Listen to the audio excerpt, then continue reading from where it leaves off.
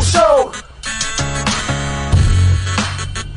This is the Big O Show.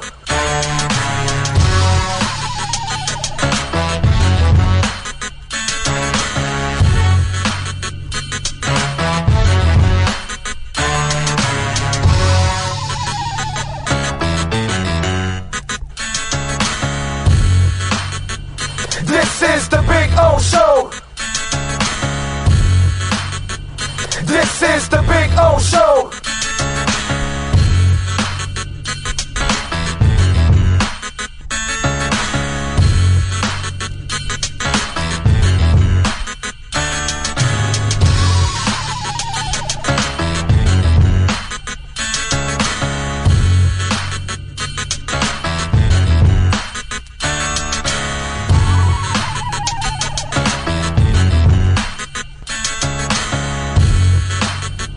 This is the Big O Show.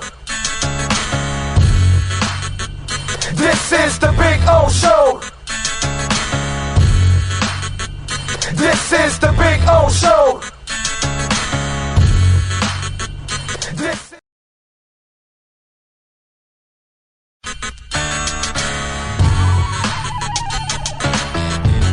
So here we are. I wanted to show you the backyard again because we had some trouble last time, but you know, cuttersedgepro.com does some amazing stuff, and there are the boys and the girl. They're having fun. There we go. Right, Maiden? Right, Bono? There we go. They're having fun. I'm having fun. Look at our Sylvester palm. It is beautiful. We got another one in the front yard like that. You can take your home and landscaping to the next level. And the artificial turf, look at that. Look at that, the two dinosaurs going at it, huh? Look at that. Gotta love the dinosaurs. Look at them. They like to bite each other's legs. That's what they do. They play with each other and then they bite each other and they piss each other off. It's fun. One is Bono, which is the one farther away from you, and Maiden. She's the girl right here. She's a badass. That's for sure. So anyway, see the flowers are coming out. Very nice. cuttersedgepro.com, folks. This big tree there will start budding that I'm showing you there soon. It'll have all kinds of flowers. I'll post another video and I'll show it to you. This is a backyard where everybody gets to hang out. Over there in the corner there, I put the barbecue and cook. So that way it's the farthest away from the house, you know. If I light myself on fire or somebody else, we're out in the corner away from everybody. There you go. See, you're getting some flowers coming out, which is a beautiful thing. And I swear by this artificial turf, it always looks phenomenal. I don't have to cut it. I don't have to water it. And so I'm saving a lot of money, hundreds and thousands in the long run, because I'm not watering or, of course, cutting the grass. And you know, here in South Florida, we cut the grass like every 10 to 14 days.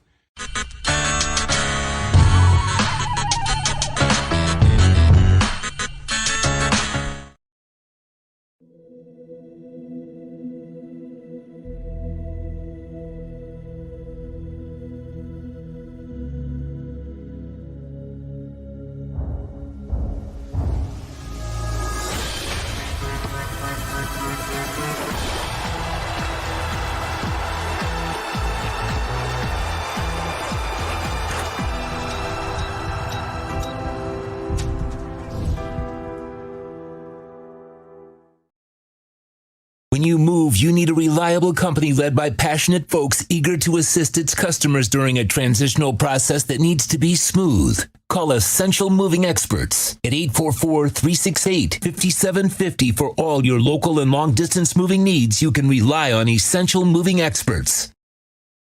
Mention the Big O Radio Show and get $150 off. Family owned and operated. They offer free 30-day storage, full service moving, fully licensed, bonded, and insured. Moving was never so easy. EssentialMovingExperts.com. There's no need to drive around South Florida wasting valuable time looking for a new or certified pre-owned Acura. Go to the #1 volume sales dealership in the Southeast United States. Craig Zinn's Acura of Pembroke Pines. Purchase with pace and space in a dealership tailored to your needs. From home buying to providing that personal touch. Contact the 2020 Satisfaction Award winner Craig Zinn's Acura of Pembroke Pines. 888-776-5123. That's 888-776-5123. Or visit them at 15601 Pines Boulevard in Pembroke Pines.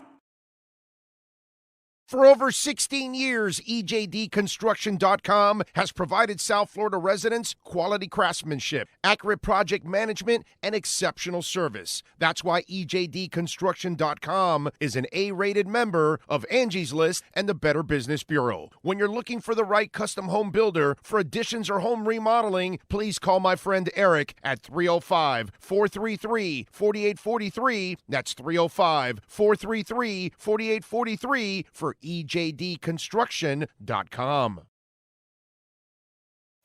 With more than 62 years of litigation experience handling insurance disputes, Welton Rayom is committed to resolving even the toughest insurance claims quickly. At Welton Rayom, they don't get paid unless you win. They handle complex personal injury claims caused by the fault of another in both state and federal courts. They handle auto, trucking, motorcycle, slip and fall, and bicycle accidents. Call 954-966-4646. That's 954-966-4646. Welton Rayom can help.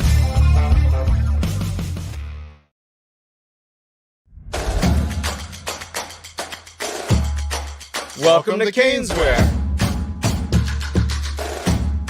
New store, new items, same great experience. Family owned and operated since 2010, Caneswear has the latest merchandise from the Miami Hurricanes, Miami Dolphins, Florida Panthers, Inter Miami CF, and more. Come visit us at our store in Davie on University Drive, just south of 595, or online at caneswear.com. Caneswear, the spot Miami fans shop. I think I know what this is. Houston, we have a package. Hello?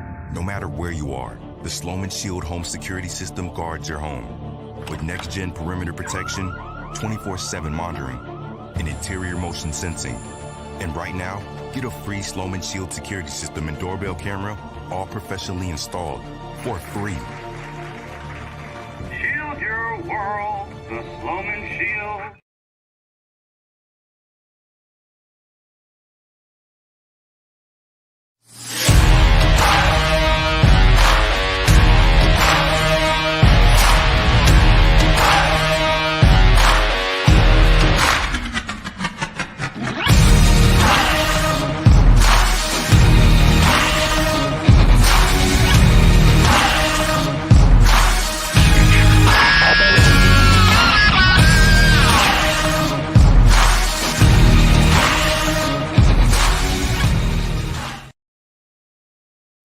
Statements or beliefs expressed on the following program by the host, guests, or callers are not necessarily the opinions of FantasyAccess.com, Media Group Inc. ownership, management, sponsors, or website. When it comes to South Florida sports teams, very few in the media have witnessed, lived, and covered it like the Big O. Let's start the program dedicated to your favorite South Florida teams with a passion that's unmatched. The Big O Radio Show is on. Here's the Big O. Alrighty, welcome aboard. Coming to you live from the beautiful offices of KSDTCPA here in Dadeland. Got offices in Dade, Broward, and Palm Beach counties, and in Charlotte, North Carolina. And they are also, if you're looking for work, they're hiring too. All 4 locations. Seems like everybody needs employees, dude. Everybody needs employees. So KSDT looking for some good employees because they only hire the best. And if you think you are the best, then make sure you use that phone number there so you can get yourself a job. 305-670-3370 if you live in the South Florida area or in Charlotte, North Carolina. All right. Be out here for a couple of hours having some fun. Matt Verderame will join us at 11 o'clock. Boo. Oh, Kansas City. It's funny because their season has gone from like hell to heaven because like the offense was so terrible around Mahomes. Receivers couldn't catch, couldn't run routes, whatever. They've even told Kadarius Toney, hey, go take a vacation and everything. Made them better. Yeah. Without Kadarius, they're better. They're better, exactly. And then all of a sudden now Rashee Rice has become a bigger part of it. And then now they've come up with some wins in the playoffs. And all of a sudden now they're in the AFC Championship game again. And they're one game away from the Super Bowl. And other receivers are starting to catch the ball, getting some confidence now. Yeah. And it just seems like it's growing on everybody. With Rice getting, into the game, it seems like that's growing on everybody. Whereas, I don't know, man, maybe Kadarius Toney is that guy that just holds on to everything. When he drops the ball, it just felt like there's no confidence from the receiving core. Kadarius Toney of the Chiefs is that guy that mentally cannot focus. He's worried about too many other things. And the rest of the Chiefs receivers are young, right? Yeah. So they probably took, again, it's one of those things to where you get that confidence going. And I'm not saying it's going to help 100%, but it'll help you make the basic things that they weren't doing. I mean, their balls were hitting them in the hands, and it was bad. And you'll see this offseason, they're gonna go find a couple of weapons for that guy, because that's how they'll do it. They did it with their offensive line a couple of years ago when they got their asses kicked. They went in and fixed that line right away. So yeah, it's interesting. That season's kind of turned around for them. We'll see what happens with them and Baltimore this weekend. So we'll talk to Matt about that and many other things. And when you are on blood thinners, brother, you bleed like it's crazy shit, dude. I mean, any little cut, you bleed like crazy, man. So I got this cut on my knuckle and it won't stop. And then I cut my ear, shaving. Yeah. It's just like one of those deals. Yes. And then it just doesn't stop bleeding, dude. It's just like one of those deals, man. It's terrible, bro. Absolutely terrible. But anyway, getting old is not good because you fall apart. My foot feels pretty good today, by the way. It's that cortisone is working a little better today. It's than it was yesterday. Huh? Took a little while to kick in. Yeah. It took several days for it to kick in. Had to get up that molehill of that the deposit. You got there. Yeah. Although once I stand for, several minutes, then I'll start. No matter. No cortisone is going to stop. No. Once you put pressure on the foot. Yeah, those bones aren't that big. Yeah. As it is. So no, not the blood thinners. That's because of your heart. Huh? The blood thinners, or because your my heart? Yes, I take. When we were talking about earlier, I think I didn't even put the two together when I asked you. I was like, "Do you take aspirin or anything?" Yeah. Remember? Because I was like, I wasn't even thinking you already take. Yeah, I take blood. I take blood thinners and I take a baby aspirin every day. So we'll see. We shall see. Anyway, so it's just one of those deals as I get ready for my operation, fix my damn foot, dude. Jesus. What do we got here on the chat board today? I see Ray Sosa is in first. I don't know if Scary Terry plays tonight because Old Man Lowry has to pass his physical in Charlotte. I don't know. I don't know if he's gotten there. I mean, it takes a while with a walker to get there, so it takes a little while. Not sure when he'll get there, but hopefully he'll get there one day. The one thing about this trade, and this is the known and unknown, right? Okay. The known is this is an upgrade over Lowry by miles. They have like a real point guard. He can actually score. He can shoot from three. He's not a major three-point shooter, but he can shoot from three, and he shoots pretty decent, 35. Which I think he becomes a better three-point shooter and a better player here, too, on top of that. Some of the inconsistencies at times, I think, will be less because he'll be here and he'll become a better basketball player. But overall, the nose, what we know, okay, is that it's an upgrade. a major upgrade over Kyle Lowry. Now, here's what we also know and don't know. Okay? What we know was that Kyle Lowry was never a Heat player. Ever. Ever, ever, ever. That guy never fit Heat culture. He was, you can't teach an old dog new tricks type of deal. He was already set in his ways and he wasn't going to change, and he wasn't going to, he made his money. He got his championship. He didn't come here with any kind of hunger. He didn't come here to really try to do anything like win a championship. He came here to coast and steal Mickey Harrison's money for 3 years. And that's exactly what he did. Okay? That's all. Now, that's the known. The unknown, by the way, is while we know that Rozier is an upgrade, do we know that he will fit the Heat culture? That's the part we don't know. That's the, only time will answer that, because there's going to be demands on you. On how committed you are, what kind of shape your body is in, what kind of commitment you're going to make on the floor, offensively, defensively, all of that. And you will be called out, or eventually you will be coached up, or you will be sent away. And that's the part that we still really don't know about Terry Rozier. We know that athletically, talent-wise, it's a major upgrade over the bum you had here stealing money in Kyle Lowry. Okay? And to me, by the way, Kyle Lowry is a disgrace. That guy lacked every bit of professionalism ever. And it's like you got, they brought you here, they traded for you, and so they made their effort. And they gave you a commitment, and you didn't commit to them. So that guy never fit here, never belonged here. It's one of the worst trades in Heat history, one of the dumbest trades in Heat history. And this ain't hindsight, okay?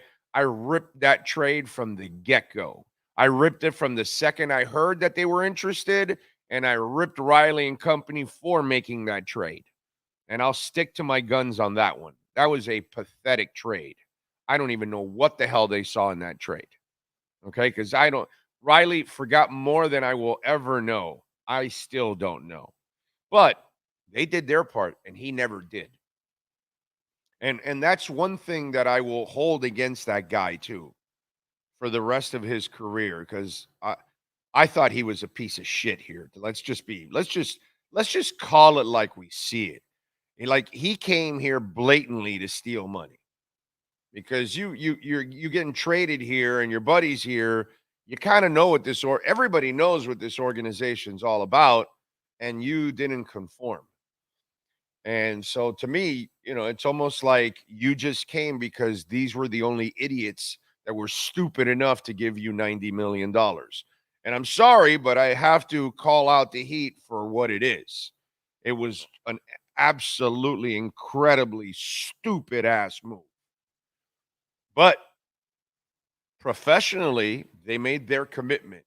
And if there's one thing I will hold against Kyle Lowry, he lacked all professionalism while here. Okay? So now the question is, does Terry Rozier fit? Is he the kind of guy that wants to be here? Will he play like that over the next couple of years? Or is this something that soon you'll find out, not a good fit, not a good person, not a hard worker, whatever reason. And then you've got to find your way off of this deal, like Lowry, like Dwayne Dedman, like, a few others in the past, Dion Waiters, whatever, Whiteside, we have several, Danny Granger, Ryan Anderson, all these kind of salaries that you took on, and you just like, wow, Bob, can we get rid of this salary? That kind of stuff. Hopefully that doesn't become that here with Scary Terry.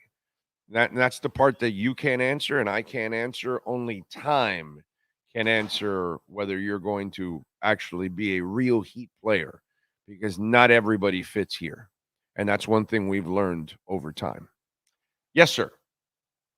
No, I was going to ask you with the whole Lowry situation. Do you think they thought maybe Lowry would take a step toward the Heat culture because of his relationship with Jimmy Butler? I guess. Because I always wonder, like, they must have that's leaned the also one with Jimmy, like, hey, have you talked to him? And like, oh yeah, he's ready, he's committed, this, that, and that's the last time you listen to Jimmy Butler. Yeah, and that's the one thing too that I wonder about with Jimmy Butler is that, like, did he get to the last straw with Kyle Lowry? Because there was rumblings that he was unhappy if last year. Remember you were talking about Lowry, and there was more like, well, they're trying to keep Jimmy happy. At least that was what was being said. I don't know what the actual situation is. At this point, if Jimmy hasn't realized that he screwed himself and the franchise, I can't help him. Yeah, but I honestly think that maybe he has come to that realization, like, okay, it's best for us to move on. And I wonder where that leaves them. It's business, right? It's not personal. Dude. It's business, But he's the god. Like I said, isn't Lowry the godfather of Jimmy's? Yes. Or is it the other way around? Yeah. But like I said, the Heat did their part. No, they did. But they gave him $90 million. I think it's 88. But he didn't only poop on the Heat. He shit all over Jimmy Butler too, because Jimmy's the reason he came here. I mean, if Jimmy's not here, Lowry's not here. The Heat are not doing that for Tyler Hero or anybody else. They did that for Jimmy Butler. So not only did he shit on the fans and the Heat, he shit all over his relationship with Jimmy Butler. That's right. He did. At least business-wise. He made Jimmy Butler look like dog shit. Okay? Because Jimmy Butler is one of the worst GMs in the history of mankind. By the way, there was one topic that we talked about with Jimmy Butler, and I got to say, I questioned it from the get-go, and many told me, oh, no, it won't be a problem. I said, can Jimmy recruit another star here? Because, he had all that run going to different places, and he never really, and so that was my whole point with trading for Jimmy Butler. My whole point was, if you're going to trade for Jimmy Butler, you better get that other star. And if you can't get that other star, then this trade's not going to really – it worked out in the sense of you had some good basketball. You had some great runs. It's been fun. You overachieved. No thanks to Kyle Lowry, by the way. You overachieved, okay? Kyle Lowry had nothing to do with your success, to be quite honest. Any success that you had nothing to do with Kyle Lowry being a part of it. But no star ever said, I want to go play with Jimmy Butler while he was here. Okay? And that's sad because that's the one thing that you needed, unfortunately. And he couldn't even – the best guy he could recruit was Kyle freaking Lowry, dude. That's bad. That's really, really bad. And when you look at any of the big stars, the name that keeps coming up is Bam. That's who they want to come here to play with. Right. It's not Jimmy. It's not Jimmy. Yeah. It's Bam. And until this year, Bam wasn't really – he was a super role player. Right. Him, And he's improved offensively. Yes, he has. Still not there yet. He's got his times. But also I think it goes back to where Butler's back in the lineup now. Right. Hero's back in the lineup now. Here comes Bam back to, okay, let me back off now. Right. He's got to learn to, like, look, even with them in the game, just go get it, man. He needs to become the best player on the team. Yeah, he's just too nice. He's just too nice of a guy, man. Like, everybody's got to get theirs. No, go get yours. Right. They'll get theirs after. That's it. Yeah. Sometimes Barkov and Hubie, that was my problem with the Panthers. Both guys were so passive that you needed a son of a bitch, and you got Kachuk, and that's what stars have to be. That's where I give Jimmy Butler a lot of credit. He's a son of a bitch, bro, and he will not be denied. And that's part of being a star, is that you will not be denied. And so he plays his game, and I just wish that Bam had that kind of fire all the time, no matter who's on the court. But I know you can't force another player to have the same oomph as you or whatever you want to call it. But to me, when Kachuk got here, Barkov picked up his game, became more of a son of a bitch than what he was. Right. You know what I'm saying? It rubs off. But I don't see that with Butler. Butler rubbing off on Bam, or Butler rubbing off on – I mean, Tyler's always going to shoot, so it's not – I mean, but Tyler has his own swag. That has not rubbed off, whereas when Kachuk got here, you saw the Panthers, other players that were kind of passive, they picked up on the same thing. I feel like that's not getting picked up on, like, by Bam from Butler, Or is that something that Butler, because Butler also on the floor, it's like when you wrestle. When you go through the curtain, you put on the switch and you become somebody else. Right. I feel like that's what Jimmy Butler is. When he steps on the court, there's a flip switch, and then when he goes back in the back, it's right. Jimmy Butler relaxed, Jimmy Butler laid back, and then that's kind of the feeling of the team. Right. Whereas Bam has not got that son of a bitch in him No, yet. he doesn't have the SOB streak in him, unfortunately. Joseph is in. How you feeling, Honest, my brother? You all will go great with your upcoming procedure. In God's name, thank you, Joseph. I appreciate you. It's nothing, man. It's a small procedure. It's not going to be a big thing. It's just shaving off, some bone spurs, and that's all it is. It's not a big deal, dude. But I appreciate it. The only thing that's a big deal is that, man, it's a pain in the ass in my foot. That's for sure. Dolphin 5413 says, morning from Charlotte, North Carolina. There you go. Home of a KSDT CPA office. Jamie Zorria in San Jose reminds everyone it is hump day. And, of course, to smash the like button. Thank you, sir. Gus 1388, Steve Chapman, True Fin Fan. Today I farted in the bakery. I'm accepting who I am, and those who care about me will too. Yeah, they will. And then others have a pastelito flavored fart. So there you go. That's an interesting combination right there. It's a hell of a mixture. Mr. Spock, Kyle Cockrell says, I'm loving the dips in the market right now. It's like Black Friday in crypto. It's awesome, topping out all my bags. Yeah. And now it started to bounce back this morning. So I'm wondering if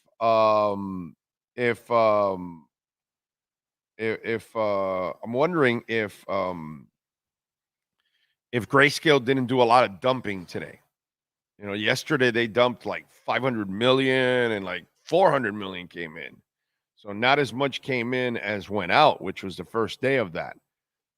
So you just hope that it kind of dies out, and then everything else picks up as they continue to build up these ETFs. And Japan's going to start their ETFs now too, and other countries are also going to start their ETFs. So that is going in that direction. But this morning, everything has kind of bounced back now. A lot of the market is in green. But it's not hard to be in green when you went into red for the last week. You know what I'm saying? But Bitcoin jumped back to 40,000. That's where it's at right now. So we'll see. We'll see where it all ends up. Although I've been very impressed with certain altcoins that have kind of fought the whole deal. Pendle, man. Pendle's up to 236 and it's up 14%. Pendle has stayed strong throughout this whole thing, man. It's been very impressive. Another one that I took a little risk on is Shido, a very young blockchain. And it has been absolutely kicking ass. I got it at just over half a penny, and it is now over a penny. And this is all during a dip, but Shido refuses to dip. It is up 9.1% right now. So it's been interesting how that one's also kind of fought the wave of that, So anyway, speaking of farting, True Fin Fan, I think you have a relative. You heard about it? No, but you are right. You are correct. This story does stink. Okay, but True Fin Fan, there is has to be a relative of yours, because an American Airlines plane was reportedly forced to return to the gate due to high winds, a disgruntled passenger's smelly farts.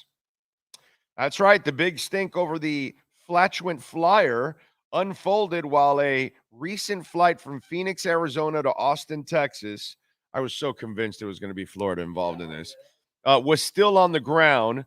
Before most people had boarded, I observed this man was audibly disgruntled about something. Maybe hungover, rough day, I don't know. But as soon as he sat down, he was grumbling about something under his breath like effing hell, something. After the majority of the passengers had boarded, the man reportedly exclaimed, "You thought that was rude? Well, how about this smell?" and proceeded to pass gas. I don't know what provoked that comment, and while kind of funny to overhear, it was uncalled for, especially coming from a grown man on a plane nonetheless, the user wrote. But the excessively farting passenger gross behavior didn't end there. No, true Fin fan. The man who purposely farted moments ago decided to loudly and condescendingly say, "Yeah, everybody, let's just eat the smelliest food possible all at the same time." A guy in a row over replied, "If you don't like it, you can fly private," to which Fartman says, "That's so effing rude." And another person nearby chimes in, "I think we'd all agree you're the rude one here," the witness added. At one point, flight attendants intervened and told the transgressor, "That's enough." The plane was taxiing to the runway but came to a stop. An announcement comes over saying, "Apologies to the interruption, but we're returning to the gate. We will give you more info when we have it." We get back to the gate, and the flight attendant comes back and informs Fartman that he will not be staying on this flight. He simply replies, "I don't understand." And she tells him, "Talk about it off the plane." The man grabbed his bags and got off the plane. We all breathe with a sigh of relief, or whatever. I don't know which one it is. When he was removed, I think most people were on edge about what he may say or do next. The trip was only delayed 15 to 30 minutes. So all in all, I think American handled it swiftly. And then, of course, the gas jokes became big. Maybe another flight was low on gas, one person wrote. He missed an opportunity to fart on the way out and yell, "Smell you later." So there you go, true Fin fan. Your family member, you know who it is, right? It's a family member that lives in Phoenix, obviously. So you have somebody out there out west, he farts a big fat burger when he flies out west. Anyway, what do we have? Jonathan Jensen, Big O Radio Show. My mom just retired in November and has many questions regarding her retirement accounts. I told her about KSDT. Can they help her with this and offer free consultation to assist her? Yes, of course they can, dude. That's kind of why they're here for that, to kind of help guide her in all of that stuff. Please use that the QR code, or give her the cell number, give her the phone number. That might be better for her, and she can call and ask for some help and say that you need some tax guidance, personal tax guidance, and they will refer you to somebody here. Okay. So yes, they can probably help her. So please have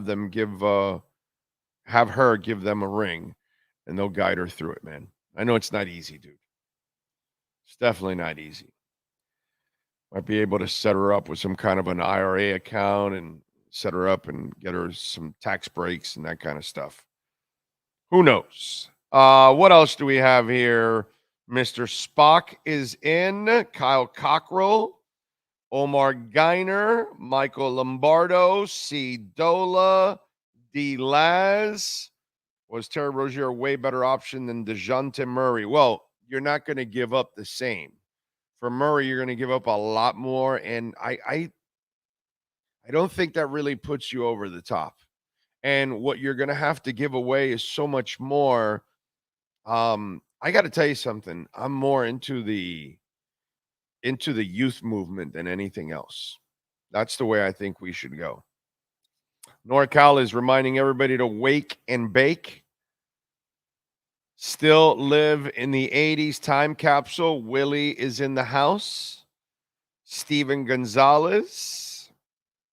I actually get nostalgic remembering when I lived in Miami. A little iron beer, Materva, Medianoche.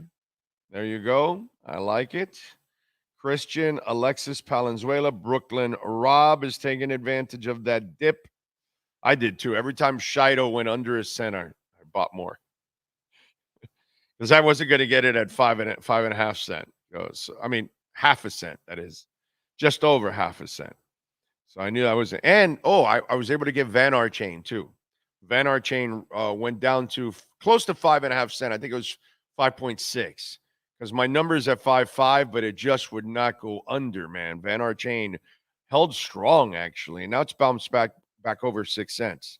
But Van Archain's another one that I wasn't able to lower on a lot of them. Just add a little bit more Shido. I added a little more Van Archain. I did lower my Kryptonite. Because Kryptonite got down to 6 cents, the 6 cents area. So I definitely loaded up there and lowered that number again, which is a beautiful thing. So once Kryptonite explodes, we will too, which is a beautiful thing. Chad is in the house. Skylar Timpton, Hunter Butler. I got the Chefs and the Niners, he says. Ricardo Cuchican is in Buenos Aires. Nico Jones, Omar Lopez, Ray.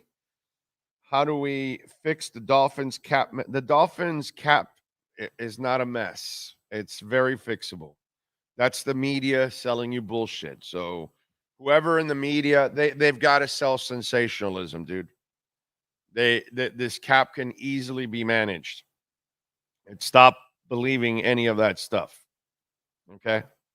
I just heard Poopart on with Omar and Hollywood. Yeah, I listened to Omar and Hollywood all the way here. Yeah. But I missed Poop was coming on later. He was saying go after Kirk Cousins. He would be an upgrade over Tua. Of course. Poopart's consistent as hell, bro. I mean, it's just like, okay, dude, yes. He was like, well, anybody can do it. Yeah. Well, the Tua's not winning the big games. And so let me go get Kirk Cousins, who wins lots of big games. And by the way, the big game thing, that's been a Dolphin problem for 30 years. It's not the quarterback issue. Omar said that this morning. That's what somebody was like, he's like, it's not a Tua issue, it's a team issue. Yeah, of course it's a team issue. I was like, what? Well, he got that one right. He's starting to come on on the Tua side. I'm listening to Poopar, and it's like this has been a problem for the entire team, dude, for decades now. It's not a one-person thing. It's like, but it's you got to swing it how it backs your argument, I guess. But then when you say Kirk Cousins, it's like, yeah, that's the kind of stuff that I would lose my shit on here on the show if he says that to me. Like, are you kidding me? Get the hell out of here with that crap. Anyway, that was on the heat for listening to Butler and bringing in Lowry. Never again let a player dictate, unless it's Dwayne Wade, right? I mean, Dwayne Wade has been able to dictate pretty good with LeBron and Bosch, and he brought in Butler too. So, But he backed up his words, though, at least with the LeBron and Bosch, because he took less. Yes. So that could happen, Right. I mean, Butler was just a good decision from him because he was finishing up. But he's backed up his words. Whereas Butler didn't take a pay cut to bring Lowry. No, he did not. No, he did not. They say Scary Terry was a Heat fan growing up. His favorite player is Wade. Yes, that's why he has number 3. So you hope he knows what Heat culture is all about. I want to say he is. But to your point, we will have to see. Yeah. You may know about Heat culture, but then once they put you in the fire, and then when and then there's these bad moments for you, and then here comes Spo riding your ass and film and all that. How do you handle all of that? Because you're like, wow, they never did that to me in Charlotte. Well, that's why they never win in Charlotte. So, that's, we'll see. We'll see. There's no expectations in Charlotte, right? The fact he's out there just scoring points, everybody's like, all right, yeah, Here, it's more than just scoring points. It's defense. It's playing the game. It's playing the Heat way. Yeah, playing the game. Ryan AP says, I'm a Sacramento Kings fan. Wow, not a lot of people admit that. I respect that, Ryan, a lot. Because I was a Philadelphia Phillies fan. And in South Florida as a child in the 70s and 80s, growing up as a Phillies fan, you're like ostracized. You're a freak. You're a weirdo. You know what I'm saying? Because everybody in South Florida in those days was a Yankees, a Dodgers, a Red Sox, a Reds, and an Orioles fan. Okay? Those 5 teams were the teams that dominated South Florida, especially, obviously, the number 1 team in the state has always been and will always be the Yankees.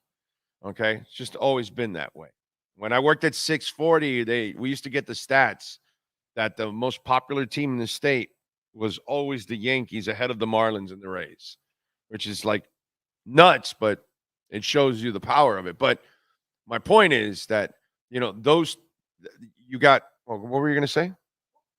I was just going to ask you about the Braves because in the Braves. Because of WTBS, they were the ones that you saw almost all the time, unless you watched after this Braves, weekend baseball. Orioles, Red Sox, Dodgers, Yankees, and Reds. Okay. Reds? Yeah. The big red machine where I was at most, everybody was Braves. That's why I was wondering, if here that was Braves just a little pocket that I was in, because that's what. No, you had the Braves here because of CIX. What's that one? WCIX was Channel 6. Oh, they used to carry the Braves games. Oh, so that's like what TBS? TBS. Turner and all that. This is before Turner even existed. Okay. Then maybe that's where I Channel remember 6 used to carry. I remember there's always the Braves Yankees and Mets were the 2 things, because you had WOR, right, and you had W. For us, it was, I guess, TBS or whatever, or PIX or whatever. PIX up there, maybe Channel 11. No, we didn't have 11. Was it 11 in New York and New Jersey? Oh, New York. I don't know what it was. We just always got WOR. I think my cousins in Jersey used to watch like 11, Channel 11, PIX or whatever. But down here, we used to get the Yankees, Notre Dame basketball. Yeah. Channel 6 used to carry Notre Dame basketball. And so I wasn't into basketball back then, so I couldn't even tell you. And the Braves. You would get the Braves down here. For us in Broward, it was Braves and Notre Dame basketball, dude. In Broward, it's Braves and Mets. Wow. That's crazy. Yeah. Okay. That makes sense. Yeah. The Braves were big down here, too, for a while. Not in the 70s. That became more in the 80s and the 90s. Not in the 70s. In the 70s, as a kid, the Braves weren't part of that mix. They became after once television became more, once cable came in, that's when the Braves became more of a team locally down here. That's pretty much when I started, because I was about by 80, I was finally learning what baseball was. I was 5, 6 years old. So I got into T-ball and all that stuff. So that's why they became. Right. You're a generation behind me. Yeah. And I got to go to the field there and see Bob Horner, Dale Murphy. It was at Fulton County Stadium, right? With the see-through fence that you could. Yeah, got to watch a game there. It was awesome. Yeah, so being a Sacramento Kings fan takes a lot of balls. So back in the 70s, when I would say I'm a Phillies fan, everybody looking at me like, "You're not a Yankees or Red Sox or a Dodgers or an Orioles fan? What's wrong with you, dude?" You know, that kind of stuff. Because I didn't want to go with everybody else. That everybody else was, those 5 teams were like the automatics. Everybody, Big Red Machine or Yankees or Red Sox or Dodgers, they all wanted to be a part of those kind of teams. And me, I was like, nah, I'm not doing that. I'm going with Mike Schmidt. I'm going with the Phillies. I did get my title. So that was a good one. Yes. Boa, all those kind of guys. Steve Carlton. All that good stuff. That was fun. But to say you're a Kings fan, that is absolutely strong. And he says Rozier cooked us in 2 games this year. His offense makes up for his okay defense. Yeah, listen, they don't produce a lot of great defenders anymore in the NBA. It's just not something that people come up with doing it. So every once in a while, you'll get a guy, you can appreciate it. I'm sure he'll become slightly better here defensively, and I think he'll become an even better three-point shooter here too at the same time. So, let's see. Happy Tua Day. Why is it Tua's birthday or something? Okay. Now pay Tua the bag. Oh, he's going to get his bag. Yeah, I know. I hope they don't extend Butler. You're absolutely right. Lowry came here for just a check, no urge or passion to ever want to be a Heat player. Never. Never. Drago in. DJ. The narcissist is in. Ragin in. Got your email there, Ragin. J-Town. What else? Oh, we tried to get Dame. Can't negotiate if the other side doesn't want to. I know. That was Dame. That wasn't. I don't blame the Heat for that. I'll blame the Heat when they deserve to be blamed. And then other things like the Dame Lillard thing, I don't blame the Heat at all, dude. They did everything possible and everything the right way. It was just that Dame Lillard is soft. That's all. He didn't have the balls to really make what he wanted happen. And, it's not going to be easy sometimes. Jay Gelfin. Jay, I saw that that Instagram post you had with all the artists. That was pretty cool, dude. That was very cool. I like that. That was good. Big O, I heard the snow in Buffalo melted extremely fast due to the salty tears of Bills fans all over the region. Yeah, they didn't have to salt the streets in Buffalo. All they had were crying fans walking the streets and salting them all over the place. So that's actually what happened. Yes, you are correct. You are correct. Karoon got it right. They chased the kicker off social media. Yes, he shut down the stuff. And then you heard they donated $150,000 to the charity. There's charity that he does. Oh yeah, some kind of cat charity. Yeah, it's the Bills Mafia. They're like weird, right? Because they dive on lit tables and food and stupid shit that they do all the time, right? Yet on the charitable side, they might be the best fan base in the NFL when it comes to supporting charities. It's a strange. They're like weirdos with a conscience. Weirdos who sympathize. Except when they go through tables. Did you see the last one? Yeah, no, I know. I'm saying, yeah, the Death Valley driver fire. Through the guy, and he just yes on the table, and the guy stands up, and he's on fire. Yeah, he's on fire. And then they're trying to roll him. Oh my goodness!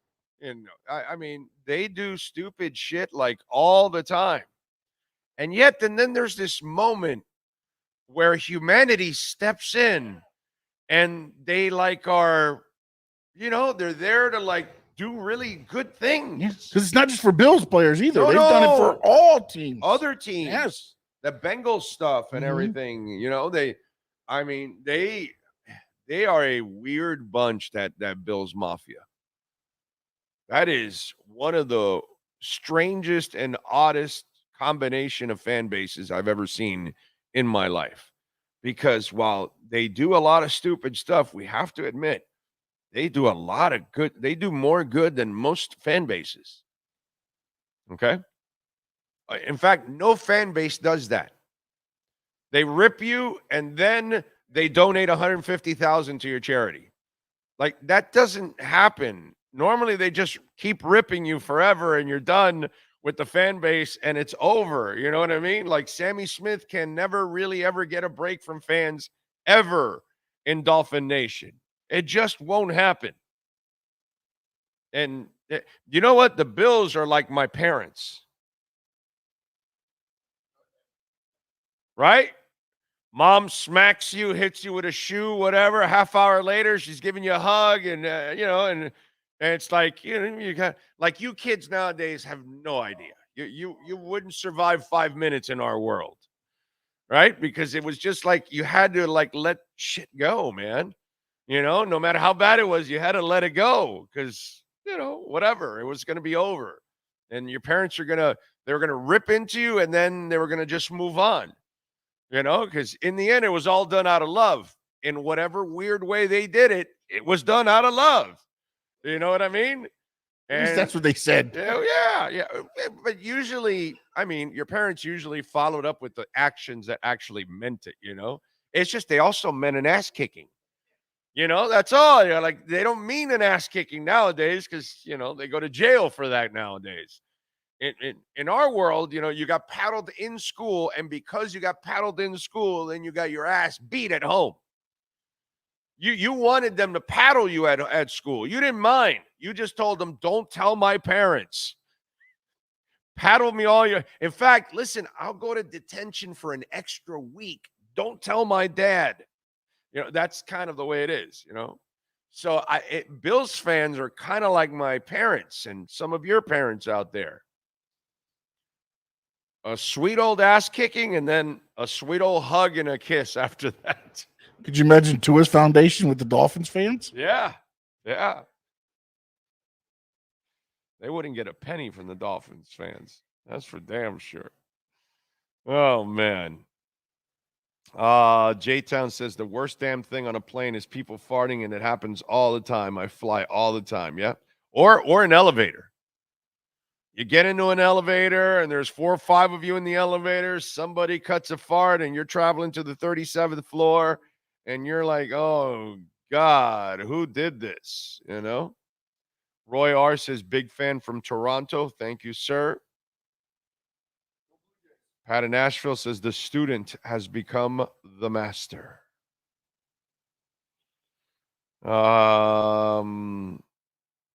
Let's see. I don't know how some consider Murray a whale. No, that's not a whale. You've got low standards. You know what I'm saying?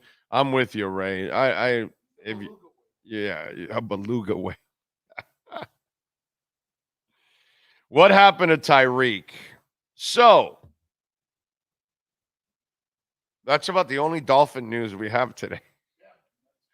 I got one more thing that I wanted to talk about, but Tyreek apparently filed for a divorce, okay, because the court documents. The newspapers saw the court documents. And then all of a sudden there's an IG post that all is good. So Keita Vaccaro and Tyreek Hill apparently aren't getting a divorce. I mean, listen, dude, they've gone at this. They've been together for a whole 70 days. Let me tell you, there aren't a lot of marriages. I mean, Kim K and that basketball player, I forgot that mediocre forward that she married for, I believe 74 or 75 days. I want to say. So, you know, and Kim K is an expert at long-term marriages. And so Tyreek and Keita, you know, it's a whole 70 days they've been together. It's a long time. I mean, you've been able to, you know, really set roots in a relationship in 70 days. So I can see when people get tired of somebody else after 69. 70 is a long time, bro, to be with somebody. But apparently, it's all good in the hood. It's all good, baby. Yes, sir. Nothing's wrong in this neighborhood. IG post, no, it's not true. So somebody accidentally filed for divorce for you? They falsified court records? Chris Humphrey was actually 2 years. Oh, it was 2 years? 2011 to 13. I don't know if they played it out. Maybe it might have took a long time to maybe figure out the actual divorce. Yeah. Yeah, they weren't married for 2 years. So I think they broke up like within like 70 something days. I'm pretty sure of that it was like a really quick marriage. But either way, just wow, dude. That's a crazy ass story. Now, let's delve a little bit more into this psychologically. 72 days? Hey, bro. Hey, the useless information that's in here is just, there's useless information in here. A ton. Where it came from, what? Right. Married 72 days. It's probably the divorce proceedings took 2 years. And he probably wanted to get some money from Kim K. Anyway, so this is what I would tell you about this, where I would call it a little bit of a concern.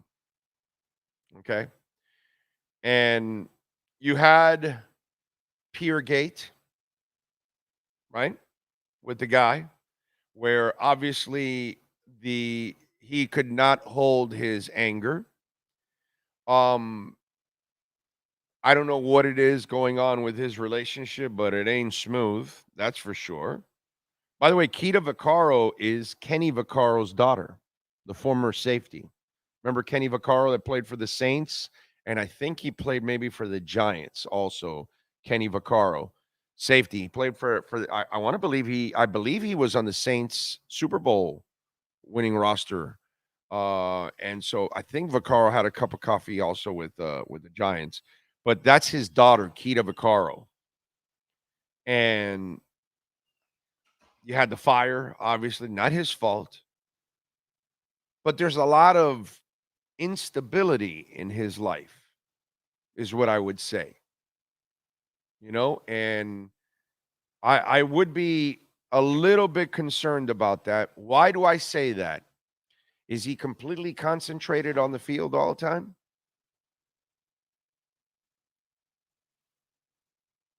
A lot of drop passes, a lot of key drops. If you start to piece it all together with Tyreek, you know, there's a lot of imbalance, unfortunately, in his life. So I'm not exactly sure what's going on with Tyreek, but personally and professionally, about the only thing going smooth is his bank account.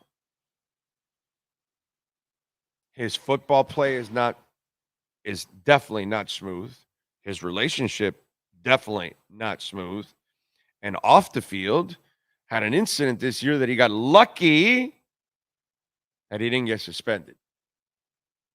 And he got lucky that his friend and the rest of his entourage held him back from maybe committing a bigger crime against that man.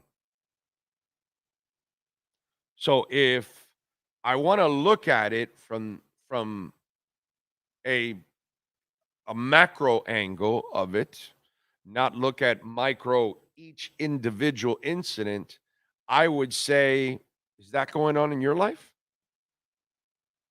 Is that going on in your life? Is that going on in my life? Probably not. We're probably not filing for petitions for divorce and then backing out. We're probably not almost assaulting somebody at a pier because they tell us that we're doing something illegal. And then your concentration at work is not all there. So what I would tell you about all of this is that I am a little concerned that there's too much stuff going on around Tyreek's life. And it's something to be concerned about because you hope it doesn't become something serious. And then it becomes an even bigger problem for you. So that's the way I would look at it, you know? So either way, Pat in Nashville says, oh, actually, Tyreek's house is the one who filed for divorce. It's got second-degree burns, right? Keita's the sister of Kenny. Keita's the sister of Kenny Vaccaro. Okay. Yeah. Okay. Not daughter. Sister. Okay. Somebody said in the chat, so I just looked it up. That's all. It is? Okay. Sister. Just to confirm, yeah. Yeah. I did not know that, actually. When I got that nugget, I was like, wow, I didn't know she was related to the former NFL player, Kenny Vaccaro. Let's see what else. Remodeling a house can be stressful. That's been 10 days now. I hope they can make it through. Another offseason, another set of bad drama with Hill. Big O, can we keep him inside the Dolphins facility for the entire offseason? No, he might burn it down. Big O, do you think the fire caused the temporary divorce? Maybe he wanted to do what the older parents did, kick the boy's ass, and the wife didn't agree. I don't know. I have no idea. Big O, how is the recovery going? Best wishes and speedy recovery. Haven't had a surgery yet to recover from yet. The surgery will be February 6th. I will have my foot surgery. Okay? And then you can laugh at me whenever you see me because my ass will be in a boot for like 6 weeks. Forget Tua. Vaccaro got the bag. I told y'all, women weaken legs. It's not just in boxing. Manolo says, don't know about the bank account, Big O. Lots of baby mamas knocking at his door. Yeah, that's another thing that he also has. Several baby mamas and baby mama drama and all that kind of stuff. So yeah. Yeah. No, I know Tyreek tweeted that he's not getting a divorce. That was part of the story, that you filed for a divorce and then you had to tweet out, no, everything's great here. Nothing to see here. Nothing at all. Nothing. Legal papers filed in court. No. That was mistake. That was no. I meant to get a permit for a nursery that I'm building at the house. It wasn't I don't know why I mistaken it for divorce.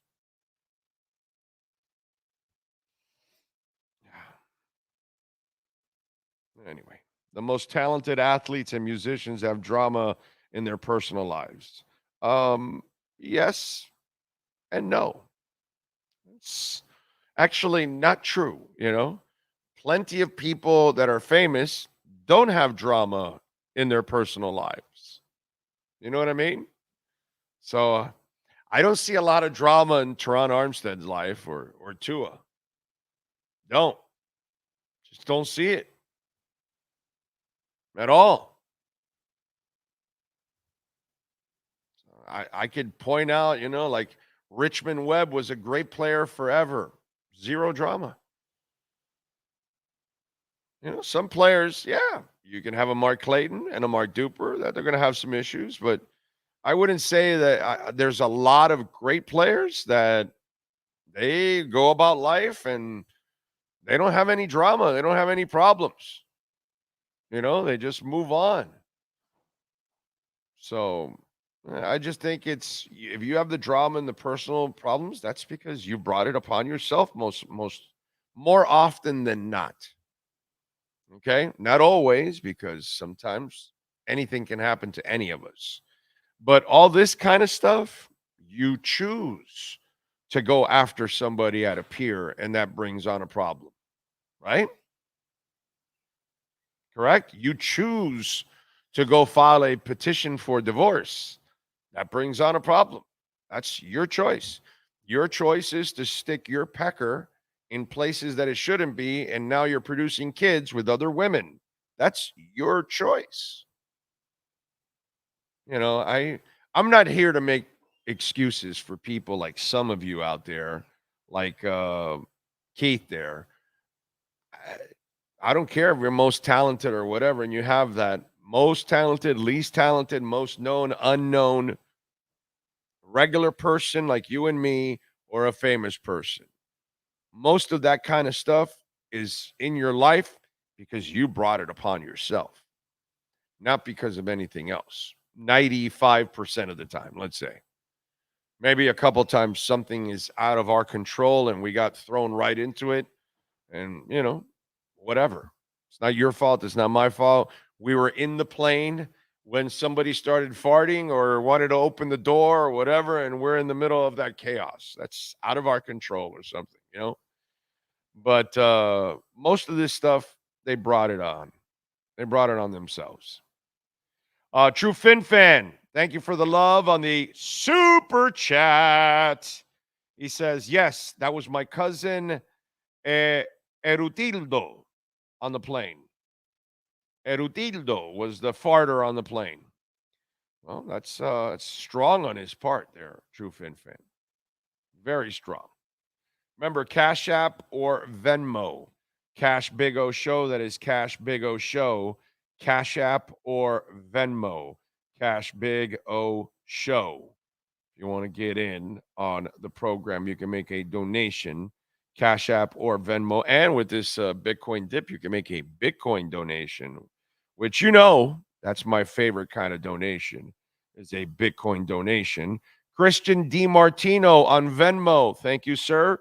Cash App or Venmo. Cash Big O Show is the address. What do you think Waddle's future looks like? Do you think he's happy with his current role? Production was not great when both Hill and Waddle were on the field. Well, guess whose fault is that? Guess whose fault is that?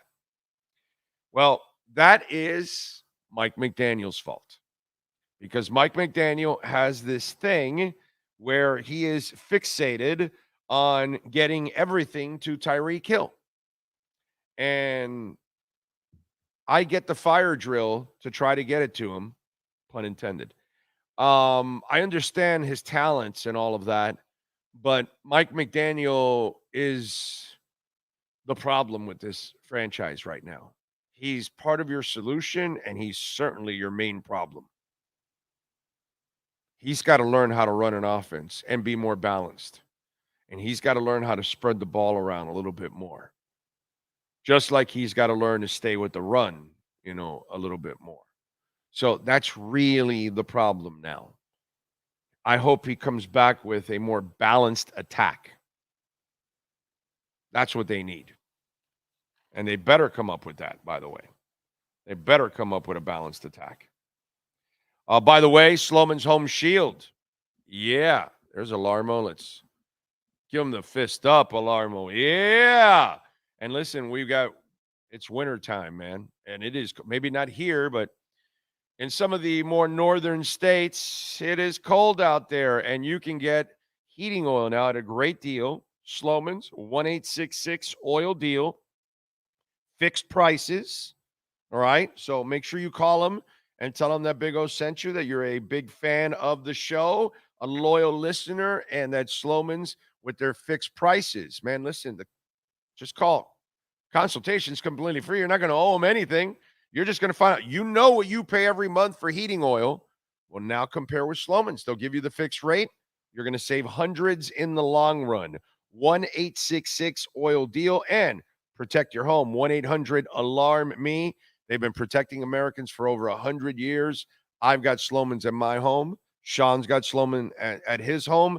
And folks, when you call now and you use our professional installation and our low-cost central station monitoring, we are going to give you a free doorbell camera. How about that? You're also going to get an LED touchscreen pad, a motion detector, 3-arm doors, and a backup battery. So the first 40 Big O listeners right now, 1-800-ALARM-ME, you will get the free doorbell camera. 1-800-ALARM-ME. We're in like 14 different states. So we could be in your state. 1-800-ALARM-ME. And make sure you use the great sponsors that support our program. That's how we grow. So you're saying Cecil Collins brought the drama on himself. Shocking.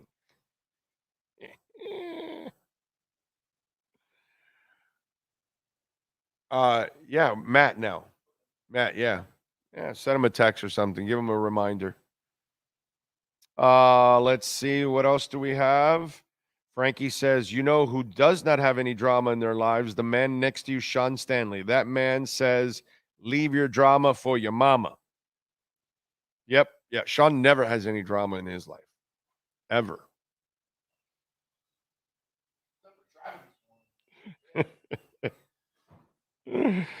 Every husband and father has drama. There's no such thing. For your mama. For everybody.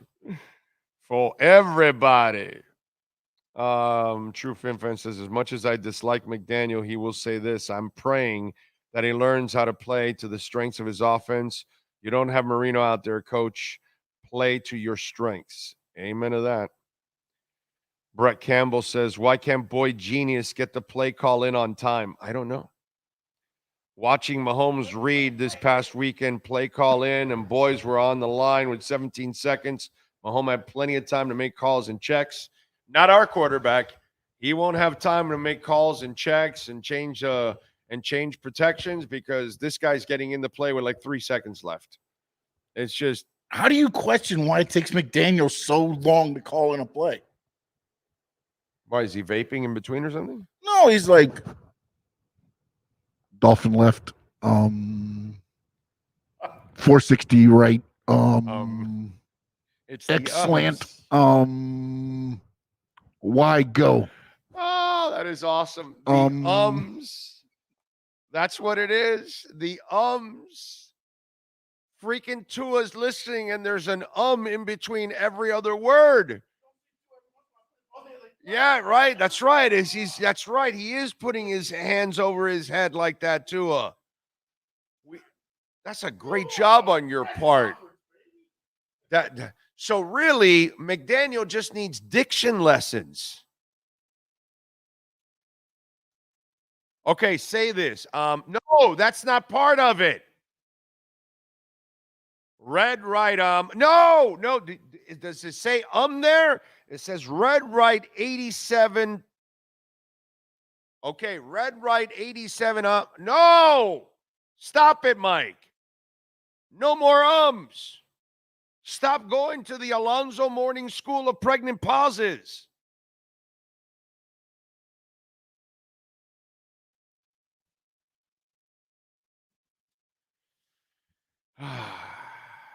All right. Hour number 2 is next, and Matt Verderame gets it going.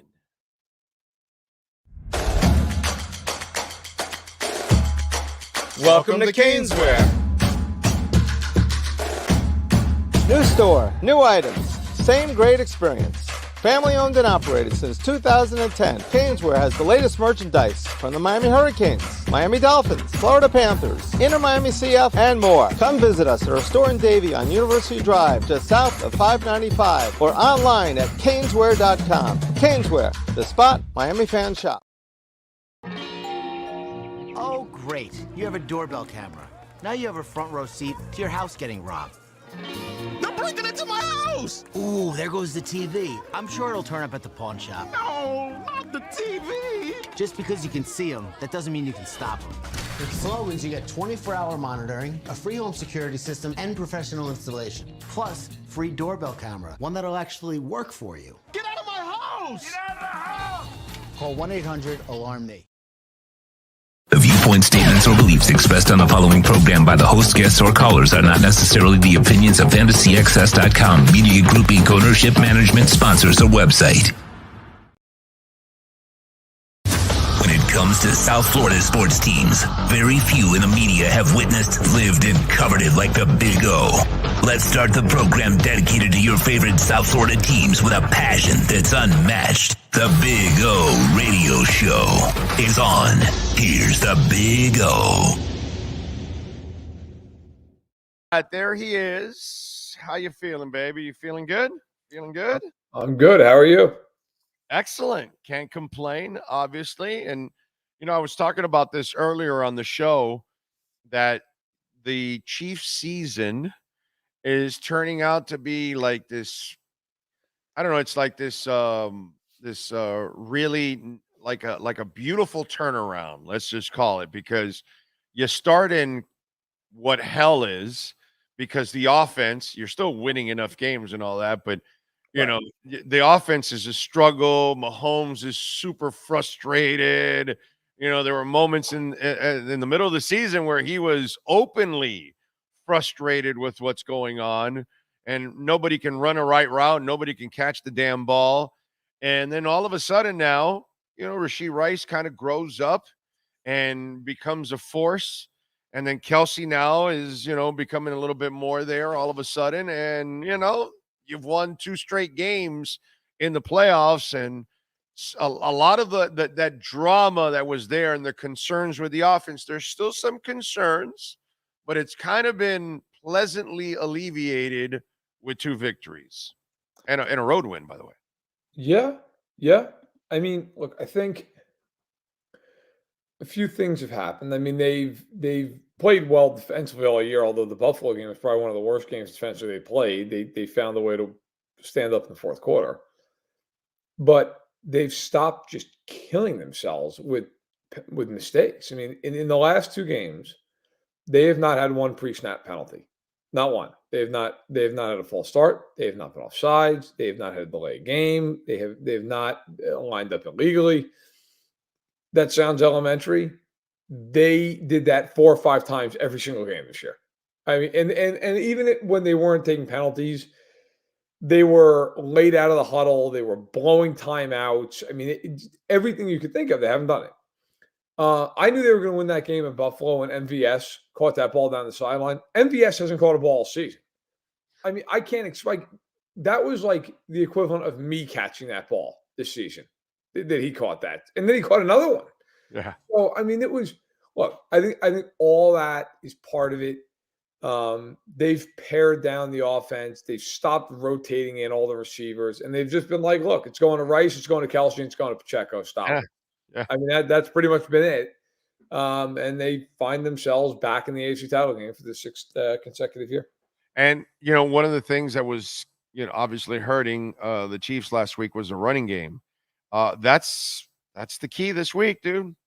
That's the key this week.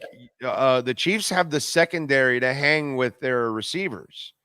But if you don't stop this run, to me, that's where Buffalo and Josh Allen, see, that's where Ken Dorsey screwed up.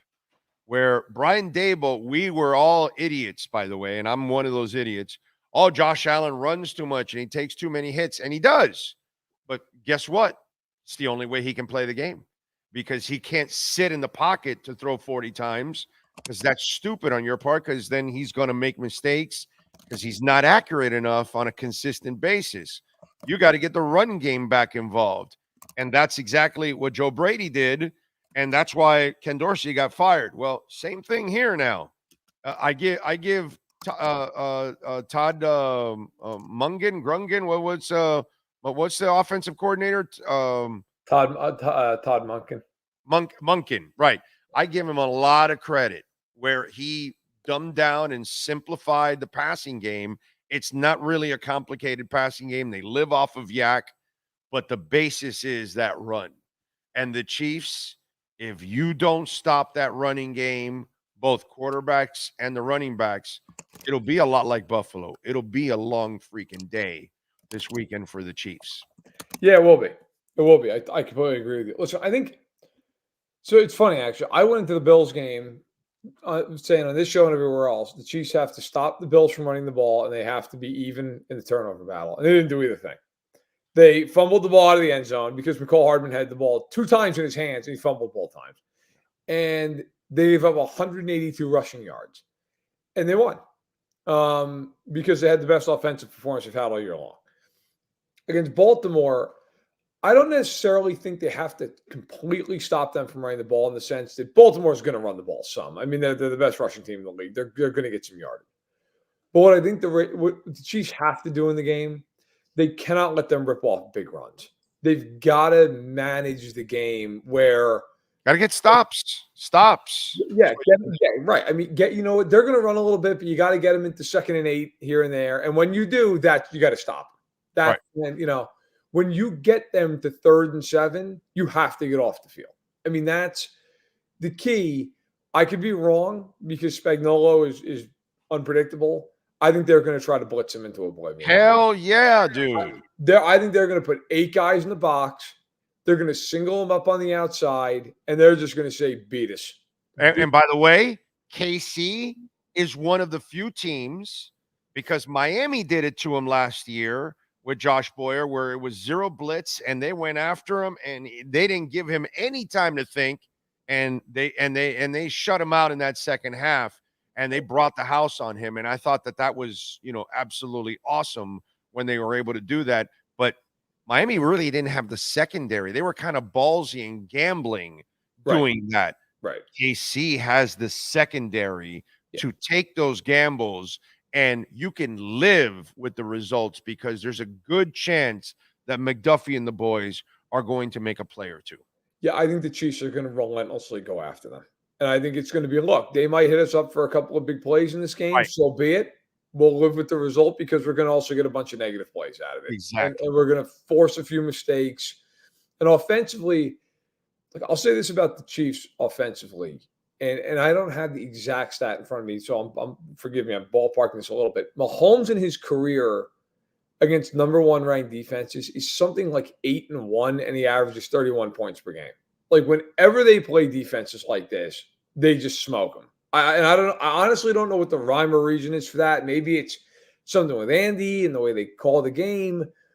I think when they have the ball, the big key is they've got to block Baltimore. And Baltimore is weird. They're number one this league in the league this year in sacks. They have 60 of them. The Chiefs are second with 57.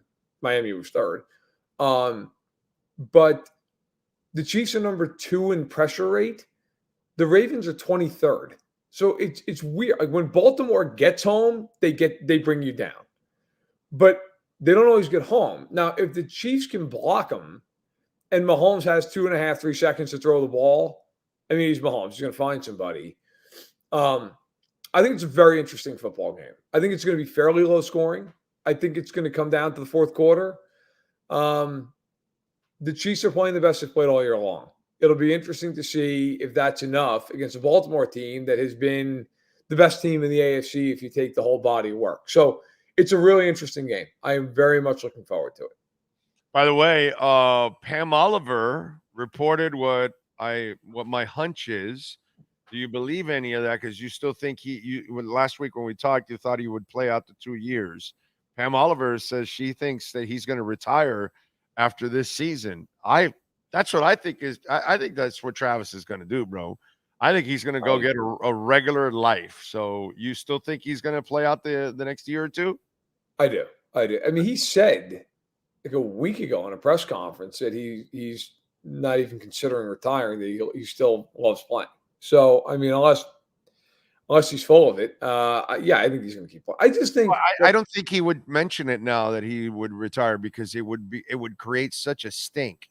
Sure. It would be another storyline, and it's just not smart for him to do that right now to create that storyline. But I think he's going to go make babies with Taylor, bro. Hey, by the way, does Jason normally go to his games like that? Jason's gone to some of his games in the past, not shirtless in the box screaming, no, but he has. You know what I mean? He's gone to some, like on bye weeks and stuff. He's gone to a handful of his games. Playoff games like this. Well, a lot of times the last couple of years, Jason's been. Oh, he's been also in the playoffs too. But he has had a few games where he's been there. If I remember correctly, I mean, that's the only reason why I also thought of it. I go, man, his brother's there and celebrating and all that. I'm wondering, does his brother know something? If they win the Super Bowl, I'd be more inclined to say maybe he walks away. Yeah, he just loves it so much. I could be wrong. I mean, I think it's one of those things you never know. I do think he'll keep playing. I do, but I also think like we're within the range now that he's year to year here. I mean, I think he'll play his contract out, which is 2 more seasons. But listen, life changes quickly. Okay, yeah. That guy will get an announcer. That guy will get an announcer's job. Oh God, 2 seconds. Yeah. I mean, 2 seconds. Of course. 2 seconds. Not. I mean, the second he steps away, the networks are all knocking on his door right away, dude. So he'll be able to stay in the game, live his life, enjoy his wife, make some babies, and have some fun. I just see a guy that wants to is getting humanized. That's all. But right now he's revitalized. Right now he's revitalized. Right now he's on fire. So I mean, I don't know. That's kind of quickly, but that's one of the other things that's been funny with this team. They're always such an emotional group. This season, they've had no emotion, none. I mean, they have been deader than dead on the sideline all year long. They look like they don't care at times. Once you win championships, it's so. I'm sorry for my French out there. If you have the kids, earmuffs, it's so fucking hard to stay motivated. What Brady did is unheard of. that guy had the motivation to come back and come back like a dog and come back like a dog and come back like Yes. it just, I saw it with the big three down here. You get bored of winning. Yeah. You get bored of the regular season. The Chiefs are bored of the regular season, dude. Yeah, That's no, what it is. And maybe that's what we're watching now, that they're in the playoffs and they're like, okay, this is our time now. Yeah, no, I think there's definitely truth to that. I mean, we've talked about that. But it's funny, like that Bills game. That's the most animated I've seen them in a long time. I mean, now part of that was, I think, there's been some stuff about maybe the fans were throwing snowballs at them throughout the second half or anything else. I mean, they were every time in the end zone, bro. Every play, there was like a snowball. If you watch some of the videos of them on the sideline after Bass missed that kick, they weren't even celebrating on the field. They were turning around and just celebrating in the Bills fans' faces. I mean, they were waving goodbye and laughing. I mean, it was like they never do that. I mean, they're very into the game, but they're usually into the game with each other. I mean, they weren't even celebrating with each other. They were just all turning around. I mean, Mahomes was waving at the fans. Mahomes never does stuff like that. I mean, Kelce, sure. Kelce does. But remember, this week is Deion Dawkins running his mouth. This is Mahomes has never won a road playoff game. So now you're trying to find a chink in the armor, trying to find something wrong with him now. He's the best player on the freaking planet. But you know what? He's not good enough to win a road playoff game. And so now you started to have like, oh, so now you guys are going to start doubting us. Okay. So now you just gave them, Deion and everyone else giving the Chiefs bulletin board material. And it's like, bro, why do you do that? Why would you do that? I got to be honest. I've been shocked. I thought Baltimore, so well coached, such a good organization, like they wouldn't say anything. And like they've already had two guys who just couldn't help themselves this week. It's like, it's just, I mean, Kyle Van Noy saying that on McAfee's show that Mahomes is nothing against Lamar. Okay. I mean, Kyle Van Noy is a consistent moron, by the way. Why, man? Why? Like, if I'm John Harbaugh, right? Like, why? Because you know, in these games, like Mahomes is in that essence like Jordan. Like he will take anything and just it becomes. I mean, it's kind of like how Brady all those years. They win a game in the playoffs, and then he'd be interviewed by like Tracy Wolfson. Like, nobody thought we could win this game. Like, it's the same kind of thing. Why would you go on a show like that and start talking about how Mahomes is nothing? You don't think they're going to hear that quote? You don't think they're going to play that clip? I mean, the Chiefs they will play all of that stuff on the flight out to Baltimore. Yeah. Like, it's just, now, look, doesn't mean they're going to win, no, but it doesn't help. It's not helping. Like, if I'm them, the last thing I would do, I still to this day will contend. Last year when they played the Bengals in the AFC title game, that Burrowhead comment by Mike Hilton was the single most galvanizing force going into that game. That game to them was more, they will tell you, was more personal than any game they've played in the Mahomes era because of that. They wanted to go out and smoke them, and it took everything they had to win. But yeah, sometimes, why would you motivate a guy like that? Just sit there. Hey, yeah, he's great. He's great. We're going to have to play great. Just say the right thing and move on. Don't motivate the guy. You're already motivated enough. Don't make it personal. Yeah, don't go after guys like that. It just makes zero sense. It's just not smart. America is rooting not for the Chiefs, not for the Ravens, not for the Niners. We're all rooting for the Lions because there is no fan base in the world that deserves more success and a championship more than the Lions. Now, the reality is they're playing the 49ers on the road, and their defense is suspect. So you tell me, how the hell do the Lions pull this off? Well, it starts with winning up front, right? I mean, it starts with the Lions have very good front four on defense, and they have very good offensive line, although Ragnow's beat up and sounds like he's going to play. If you're Detroit, that's how you win this game. You find a way to curtail McCaffrey. I don't say shut him down. He's too good to be shut down. You curtail him. And you get pressure on Purdy. I mean, that to me is if you don't do that, you lose because your secondary is not good enough. Like they have given up the most air yards in the league this year. If you let Purdy sit back there, even without Debo, if he doesn't play, they got enough guys. Like they're just going to get open. And Purdy, if he's one thing, he is accurate. Like he'll hit him, and that'll just be that. So you got to win up front. On offensively, they're going to have to run the ball. They've got to run not even so much like for a ton of yardage, but enough that Goff can be Goff and he can just play point guard. Just out 7 yards to Amon-Ra, 8 yards to Laporta, and 6 yards to Jamison Williams on a bubble screen. If you can run the ball with Gibbs and Montgomery enough, you can do that. Now, if Goff is in one of these games where he's constantly got to make throws under duress, it's over. Like, he's just not built to do that. I think that Detroit has a shot in the game. I will say I think the AFC game is much more of a coin flip than the NFC game. I mean, the Niners, to me, are the clear favorite. Where in the AFC, I think Baltimore is deservedly the favorite. I also think it's one of those games, like, how many people would really be surprised if the Chiefs win that game? I mean, would that many people really be shocked if Kansas City goes in there and win? I think people would be somewhat surprised if Detroit wins that game. But we saw last weekend, look, the Niners are far from infallible. They should have lost to Green Bay. I mean, let's be real. Green Bay did everything they could to lose that game. That is the one thing, if I'm the Niners, I'm thinking like, okay, with Purdy, how am I feeling about this? And I don't care what anybody says at a press conference. Like, you watch the end of that first half, Shanahan was horrified of Purdy.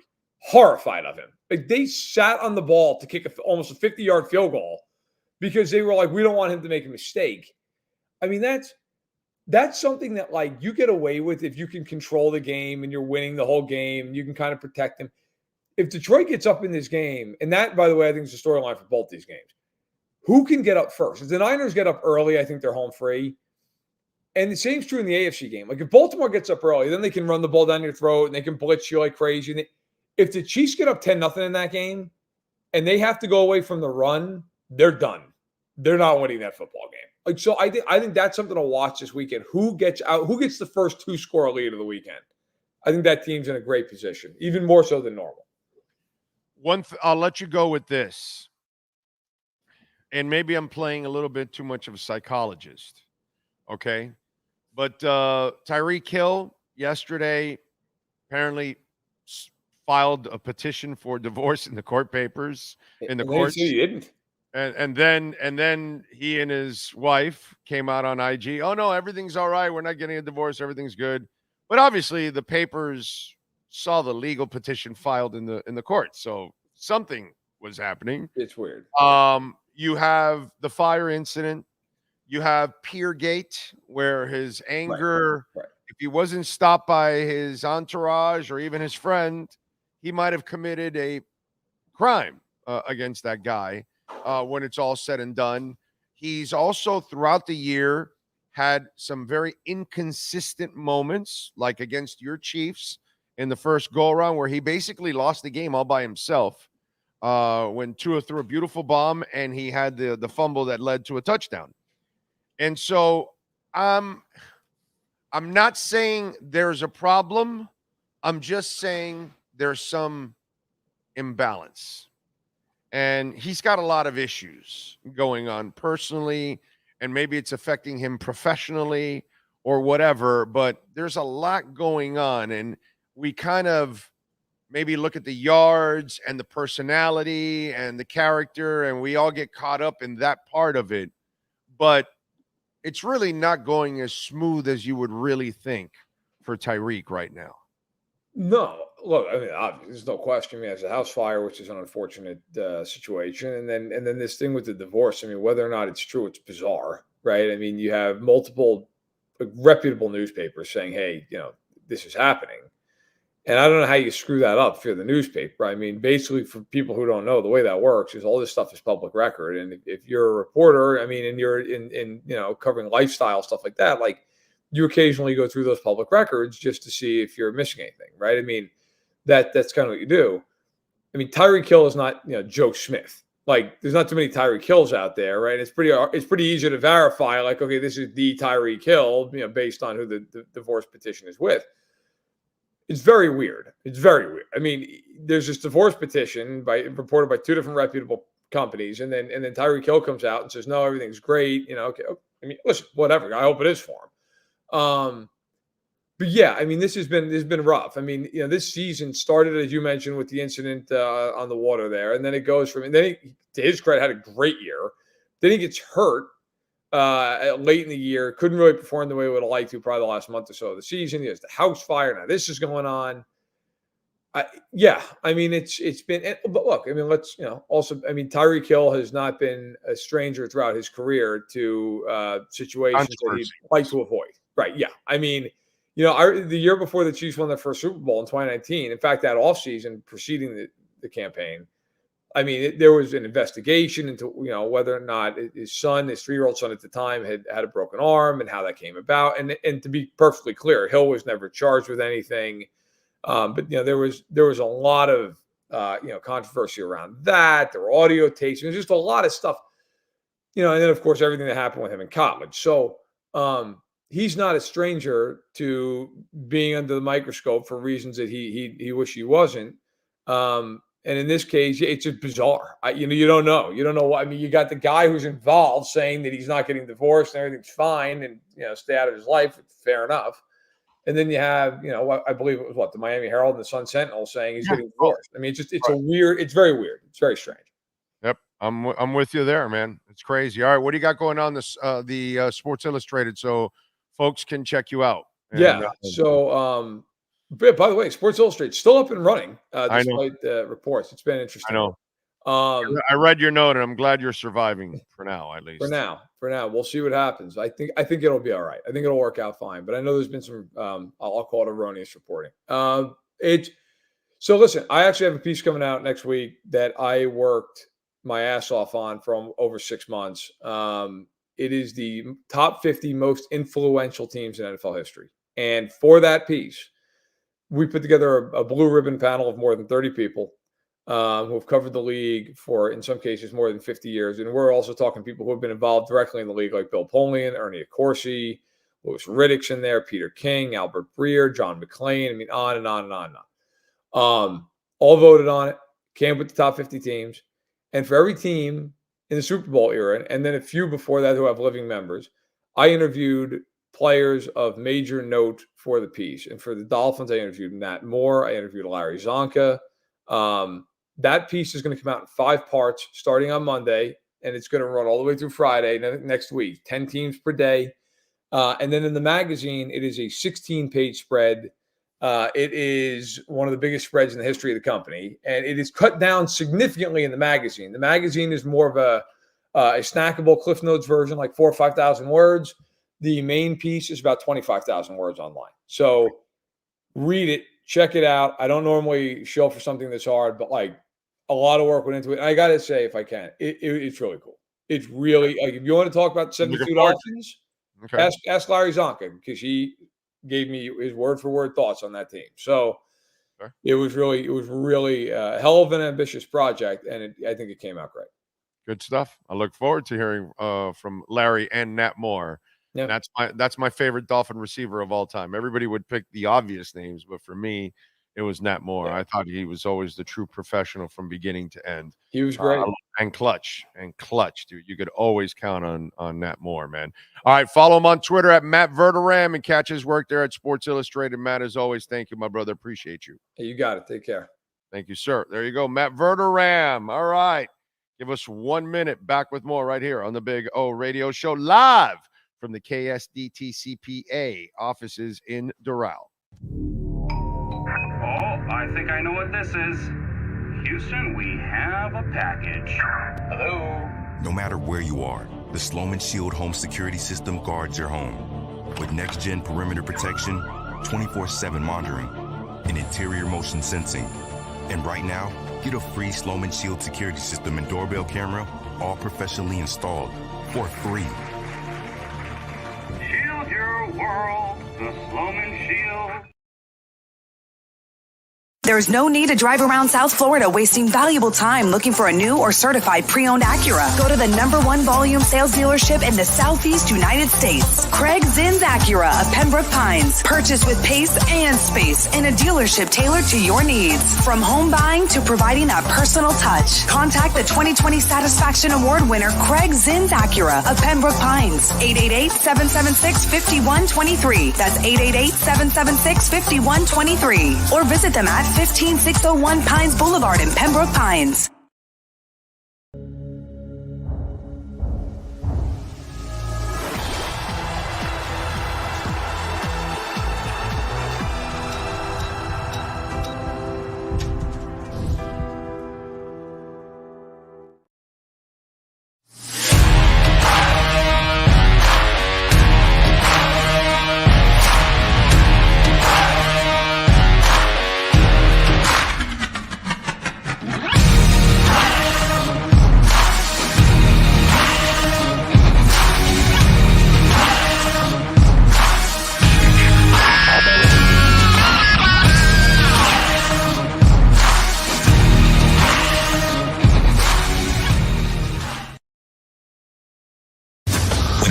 to South Florida sports teams. Very few in the media have witnessed, lived, and covered it like the Big O. Let's start the program dedicated to your favorite South Florida teams with a passion that's unmatched. The Big O Radio Show is on. Here's the Big O.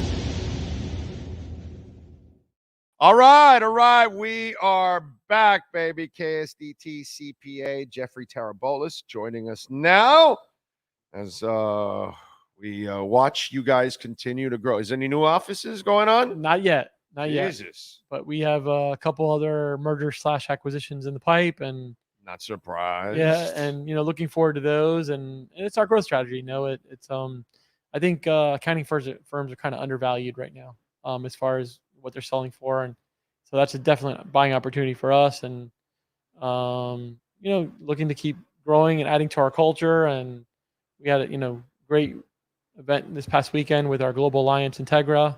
So just staying busy. This is for me. This is my tax season, right? Closing the year for the firm and stuff. And so now I'm gonna get back on the road now, February 13th, and I'll be headed to Daytona and all the other trips that I that I go to throughout the year. And you'll be hard to catch me in the coming months, basically. No, I'm with you there. It's just I'm trying to look at a text here that somebody sent me. The guy that was asking about his mom, and I gave him the number, the main number for KSDT CPAs, but it would be something perfect to ask. It's just that so many damn texts came in that I'm trying to find it because it's a question that they asked, and it would be something that you're much better suited to answer than I am. I don't know if you can find it there, Sean, but it would have been great to ask there. But anyway, so you start looking. What is your forecast? What are you telling your customers? Because we got an election year coming up, and as an investor, you found it? Okay, as an investor, for me, we talked a little bit before this.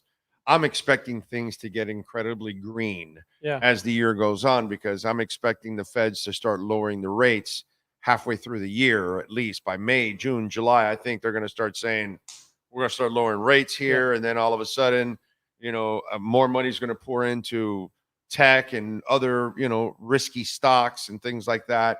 And also crypto, obviously. So I'm expecting that. So what is the forecast? What are you telling your clients right now? As you know, if I've talked in the past, I felt like we were headed for a little bit of a slowdown by June of this year, and now I'm kind of back into this range now where I'm not sure anymore. The Fed is so unpredictable. Who knows? Maybe they don't like this fact that the stock market's hitting all-time highs, and they want to slow things down some more. And job growth does not stop. Exactly. I mean, we're feeling it here. That's the part that pisses them off. Yeah, exactly. Because they thought by raising all the rates, normally what you're supposed to do is you're supposed to put people out of work. Absolutely. Which is I don't even know how that like you're doing something that's going to put people out of work. I don't know how that doesn't jive in my brain. So how they react at the next meeting and what they do, I think, is may set the course for the rest of the year. There's too many factors right now for me even to tell, people where I think things are going right now. The sentiment for my clients is everyone's happy. No one's complaining. No one's stressed out. Everyone's cautiously optimistic. Right. So, that's kind of the way. That's kind of the way you're looking at it. Yeah, because I think that's kind of, it's an election year, dude. Yeah. And they do everything to make that year as glorious as they can possibly make it leading up to the election. One thing that's got people excited, whether it's Trump, whether it's anybody, I think anyone beats Biden right now. Not to get political, but in all the polls that are out there, no one's happy. No one's happy. And that makes people optimistic too. So that has an effect on the economy. The only problem about that no one's happy thing is, this is the part that I don't like about it. And this is the part that I feel is ignorant from a ton of people. So do you think they're happy in Europe? No. You think they're happy in Asia? Nope. They're having problems in China. Way more than us. Yes. Way more than us. And by the way, in Europe, way more than us. Yeah. Actually. Absolutely. There's so much misinformation because you think that, well, what's going on here was only created here, and it's something that's affected the entire world, dude. Absolutely. And actually, it's affected the entire world way more in other places than it does here. So if you think it's bad here, we've got it way better than in a lot of other places, actually. And so that's where, the inflation, dude, it's everywhere. It is. Don't make it sound like it's one country and one person that did it, right? Nothing. It's everywhere. It absolutely is. And it's worse in a lot of, I went to Canada. It's worse in Canada than it is here, dude. So just this past weekend, we had firms from all over the world here at KCT, part of our global alliance, Integra. And, it feels like I'm talking to the guy in the state next door. Everyone has the same problems. Hard to find people. Inflation is crazy. Everything's going up in price. It's a matter of our inflation is lower than a lot of other countries all over the world. But again, you make it political and you don't really, because as I say it on the show all the time, people don't follow money. Yeah. It's too boring. Yep. It's too boring. I bore the shit out of my wife because I'm watching finance stuff. I'm watching.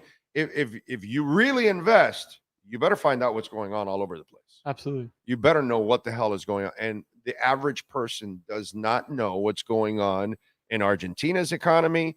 They have no idea what China is going through right now. Ecuador's a mess. I don't know if you heard of Ecuador. Ecuador's an absolute mess. Yes. Brazil's a mess. Yeah. Colombia's in disarray. I could just go on and on and on and talk about so many other countries that are way worse off. And Americans make it sound like we've got it so bad here when it's way worse everywhere else. And if you think anyone you're voting in, any of the two idiots that are up for election, you think they're going to actually make it any better, you don't know what you're talking about, to be quite honest.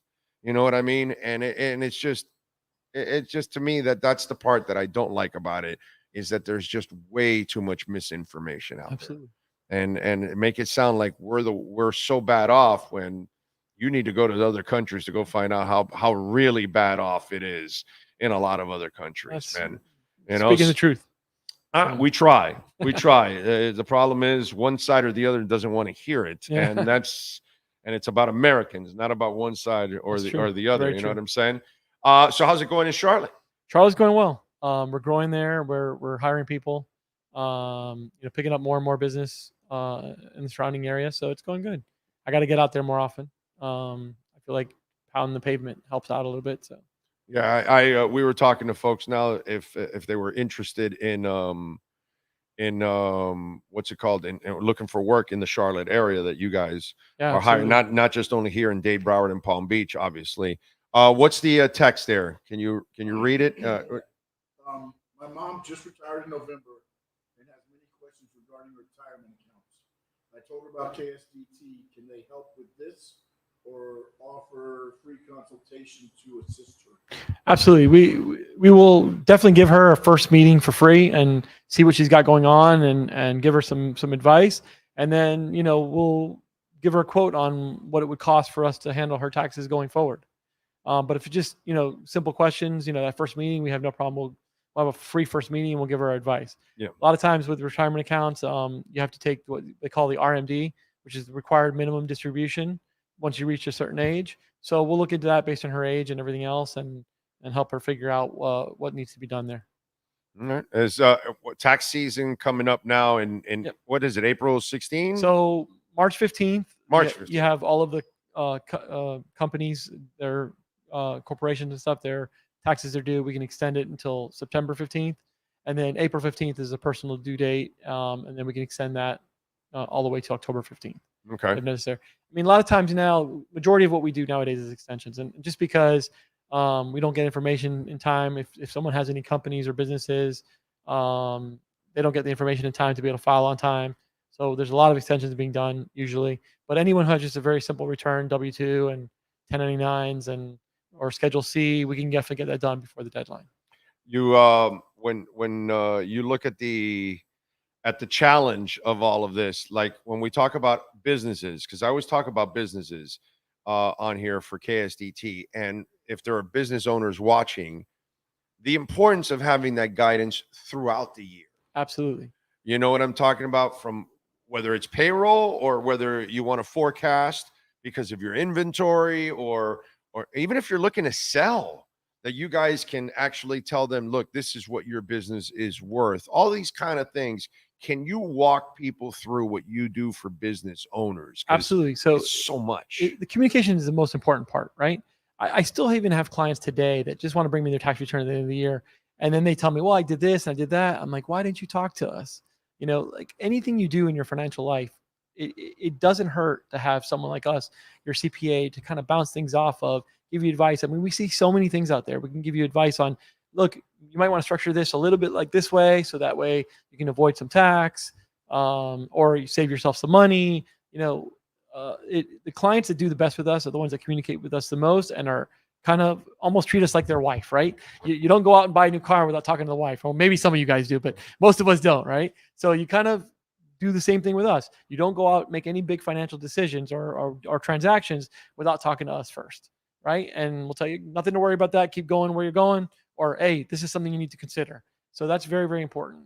Having a CPA like us, that it's not just about tax compliance, right? Any guy can just go and just do your tax return at the end of the year. It's having us there for the advice all year long, and us, you know, getting involved in your day-to-day financial life and helping you make the right decisions. Yeah, exactly. Because that's the one thing about with businesses, and one of the things I've learned with you guys and watching some of the businesses that sign up with you guys is the guidance throughout the year to kind of help you out in all the different quarters, because then there's different, what shall I say, priorities throughout Absolutely. the year that you want to make sure you want to take over. So make sure you call our friends here at KSDT CPAs and use our QR code. Every time we put it up, use the QR code if you want to do your personal taxes or you want to do your business taxes. You looking forward to the games this weekend? I'm kind of, I'll be honest with you, been depressed. I know, ever with since no the Dolphins. Dolphins. I get it. I know. It's like, it's been hard for me to watch. I just thought this was the year, you know, and seeing those teams there now, I mean, just, I'll be honest with you, just taking out of the energy away from me. Yeah, no, I get it. Yeah. I get it. I am betting though. Oh, yeah. I love that Hard Rock. I mean, I don't mean to give anybody a plug, but I love that Hard Rock bet app. So Yeah, exactly. By the way, Hialeah Park, one of our sponsors. Okay. If you go to Hialeah Park's website, Really, they are also they've got the Hard Rock betting, because they've got sports betting at Hialeah Park. They were one of the 3 sites in the state picked by the Seminoles. Wow. Because part of their agreement was they had to share with 3 pari-mutuels that aren't part of the Seminoles family. I got to go there. And so they picked Hialeah. So if you go to the Hialeah Park website, they have a $100 no regret bet. Oh, cool. But you got to open up the account there with them. But don't use the same email or cell number that you use with the Hard Rock app. Gotcha. Okay. Use a different one, and then you get the and then you'll get the free $100 so you can bet. That's definitely worth it. Just I want to go to Hialeah Park. You know, I've driven by many times. It looks beautiful. It is. You know, and I want to spend some time there. I've never had the chance. You should go with the wife or go with a friend. Go hang out a little bit. Go play some games. Well, you gotta call me when you go there so I can be there every with Thursday, you. bro. All We're there every Thursday. We've been there for like 13 years. Coming this Thursday or no? Every Thursday. I will be there this Thursday. Tomorrow. I'll be there then. I'll be there tomorrow. Okay, tomorrow. That's perfect for me because I'm actually going to be up in Boca, and on the way back, we're an afternoon show tomorrow. All right, perfect. We do mornings every day. That works perfect Thursday, for me. 3 to 6. That works perfect. I'll definitely be there tomorrow. Okay. So absolutely. Text me when you're coming. And all right, you got it. And I'll bet. So what's your picks? Who you picking this weekend? KC, Baltimore. I haven't seen the lines. You know what the lines are? Yeah, of course. I'll give you the line right now. I'll give you the freshest line. I'm taking Baltimore. Baltimore is favored by 3.5. The over and under is 44.5. Honestly, I like the over on that. I think that's gonna be a high scoring game between the two of them. I can see that. And I wish the line were 3, but I'll take 3.5 with Baltimore for sure. So you're laying the 3.5. Yeah. Wow. Okay. Lions and Niners. Niners all the way. Yeah, I know. It's hard to pick against the Niners. They're so and Lions can although I'll be rooting for the Lions. The Lions can be inconsistent sometimes too. I mean, the whole defense, season. Yeah. The defense is absolutely. That secondary of the Lions is terrible. Absolutely. Dude. It's terrible. But I'll be rooting for the Lions because there's no fan base that I would love to see win a Super Bowl outside of ours, of course. First, what's the weather going to be in those two games like? I don't know. I wonder if that's going to affect the scoring. I'm not sure what the weather's going to be this week. You know what? I am that part. I am not sure about the weather in either one because that could affect the Northern California can get ugly too, dude. But it's not going to be snowing. It'll just be cold. All right, but that doesn't affect either one of those teams because they're both cold weather teams and they deal with wind and they both have wicked arms. Yeah. So that's not really necessarily an issue. The Lions and the Niners, I don't know. So just dude, the weather in California has gotten a hell of a lot more wicked the last couple of years compared to what's happened. We have a sister firm in San Diego, man, and those guys got all that flooding. It's crazy. Oh yeah, that's right. Yeah, it was a bunch of crazy ass flooding. Yep. Yeah, because nowadays there's much more humidity in the atmosphere, so you can get those rain showers that will leave us several inches. And apparently over there, the way that ground is structured in San Diego, it like floods happen. There's quickly. cars like all piled up, in corners of rivers and stuff. It's crazy, dude. Yeah, I saw it. That was absolutely nuts. All right, so what do you got planned this weekend besides watching or not watching the games, just betting on them? Yeah, betting on them. You traveling? My first traveling is going to be starting on February 13th. I'm headed up to Daytona we're a sponsor of the NASCAR Foundation.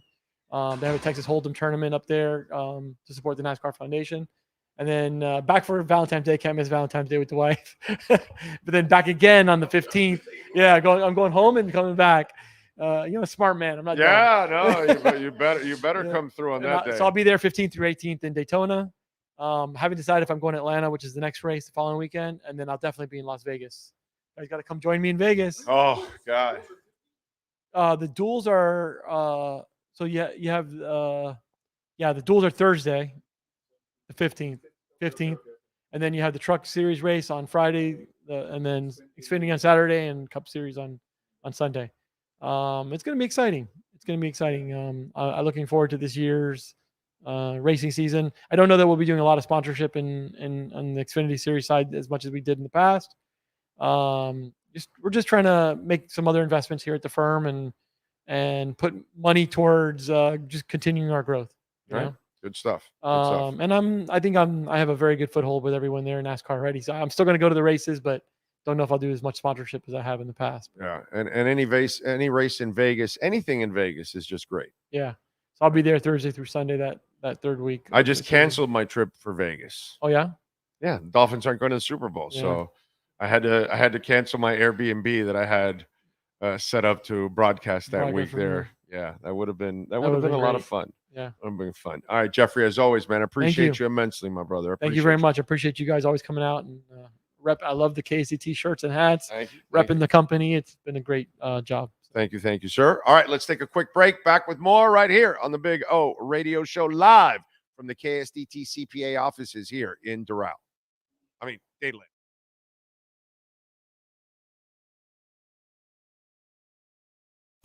With more than 62 years of litigation experience handling insurance disputes, Welton Rayom is committed to resolving even the toughest insurance claims quickly.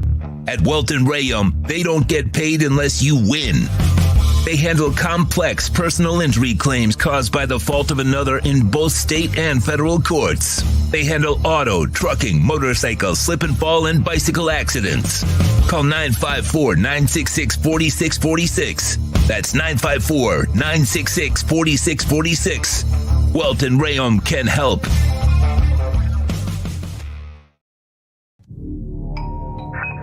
I think I know what this is. Houston, we have a package. Hello? No matter where you are, the Sloman Shield home security system guards your home. With next-gen perimeter protection, 24/7 monitoring, and interior motion sensing. And right now, get a free Sloman Shield security system and doorbell camera, all professionally installed, for free. Shield your world, the Sloman Shield. When you move, you need a reliable company led by passionate folks eager to assist its customers during a transitional process that needs to be smooth. Call Essential Moving Experts at 844-368-5750 for all your local and long-distance moving needs. You can rely on Essential Moving Experts. Mention the Big O Radio Show and get $150 off. Family owned and operated. They offer free 30-day storage, full service moving, fully licensed, bonded, and insured. Moving was never so easy. EssentialMovingExperts.com.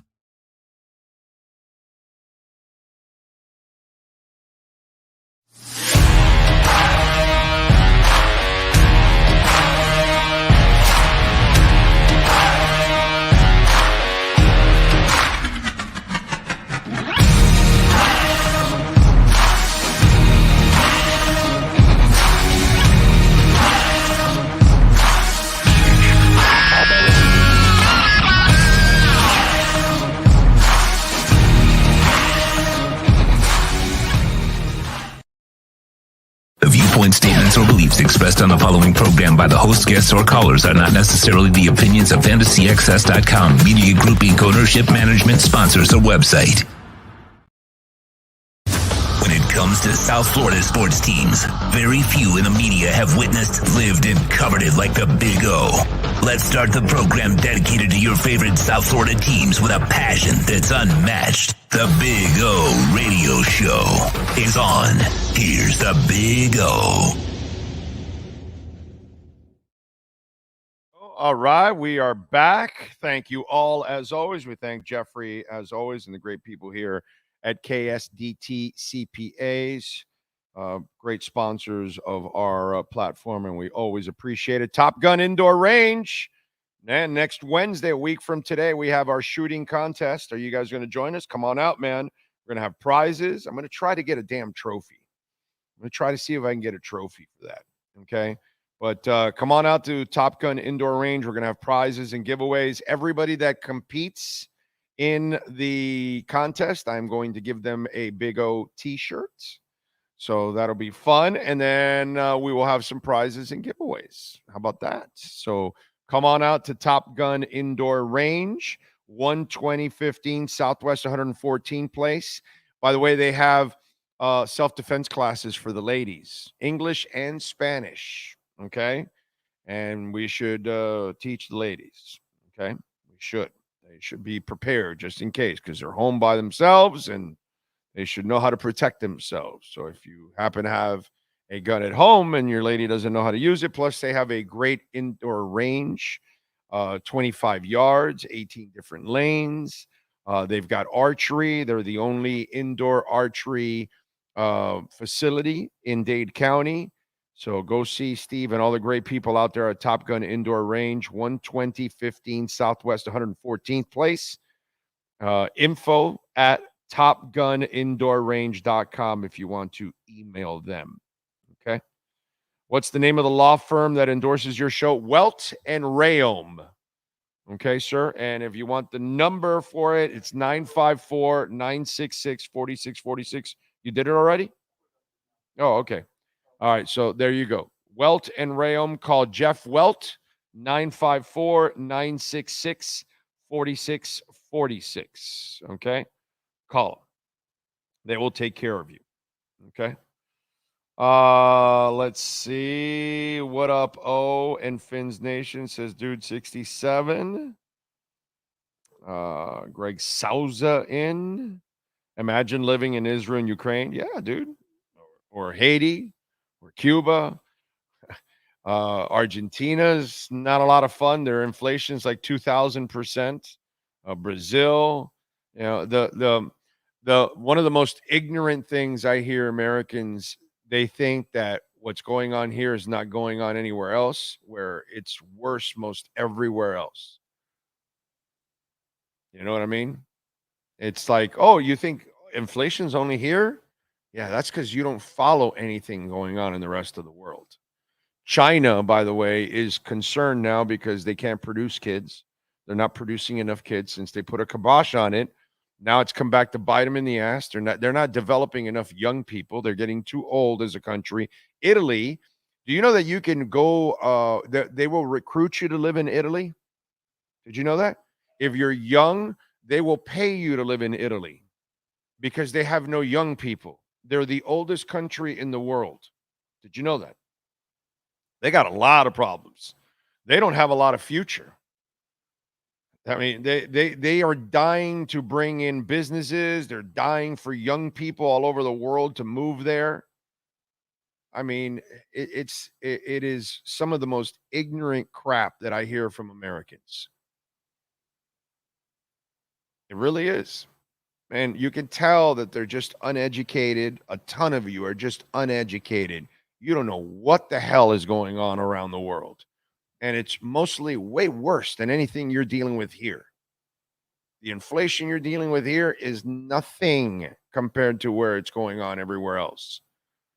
But you wimps make it sound like, oh my God, this is worse than everywhere else. Wrong. Yeah. Actually, you do have it better than most. Like some guy says, I sound like Harbaugh's father. Yeah.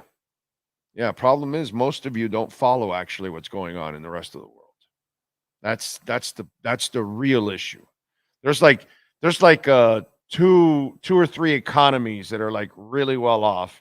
Switzerland. I think the Dutch are doing pretty damn good. And it's like very few. Very few.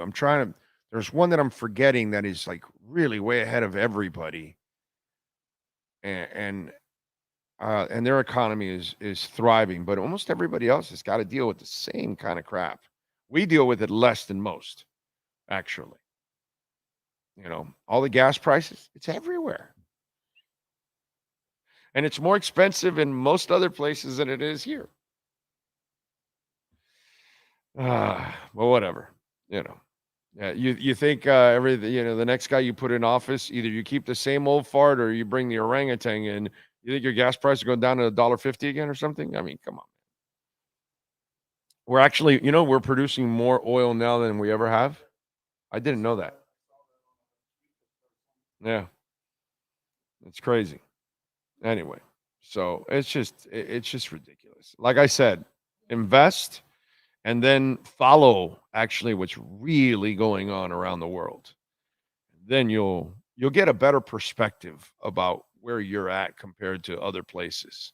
And you're going to go, wow, okay, yeah, it's not too good over there.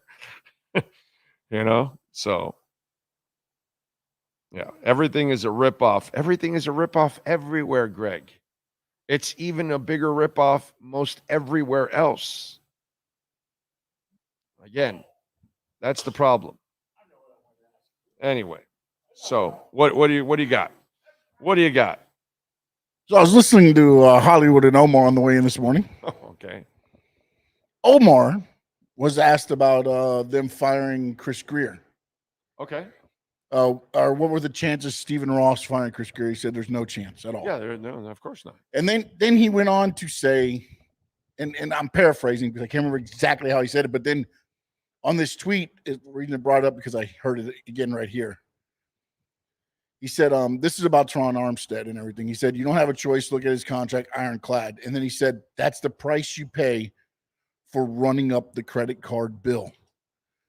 He said Chris Greer loves to spend other people's money.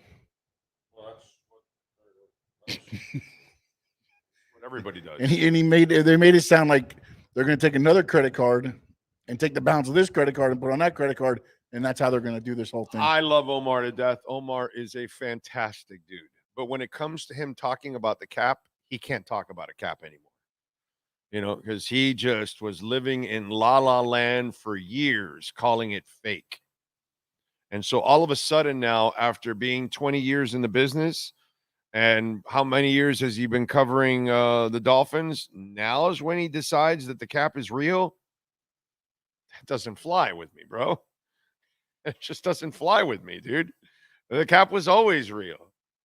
And again, he's one of the ones selling that it's cap hell next year, and it's not. Everything will be manageable. They can get through it. It's not an issue.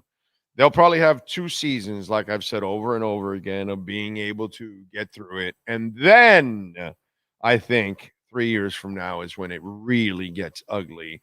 And, you'll have really no room overall. They're now at that point where the Bills were when Allen signed the big contract. Yeah. You had that 2 windows where you got to make that run or else you're done. Now next year they're going to be. There's a reset. Yeah. There's a reset. Now, again, what helps you in any reset is hit on a lot of picks and find some undrafted guys. So that way you're continuing the cycle by keeping cheap players for their first 4 to 5 years in the league. You know what I mean? So, but this year you're missing 2 of your picks, right? 3 and 4. So you got 1, 2, and then 5. So you've got to, again, and this is, again, not their fault because the owners are the ones why they lost the 3rd rounder. They lost a 1st rounder last year and a 3rd rounder this year. I can't blame Chris Greer for that. I got to blame the owners for that. They've put their own team in a disadvantage, unfortunately. Yes. And I don't know exactly how this works, so correct me. Won't they get, when Wilkins signs another team, a compensatory pick for the 3rd? Yes, for Wilkins, if he signs a big deal. Now, remember what offsets it is what you sign. So if you're active in free agency, you won't get anything back at the same time because that offsets it too.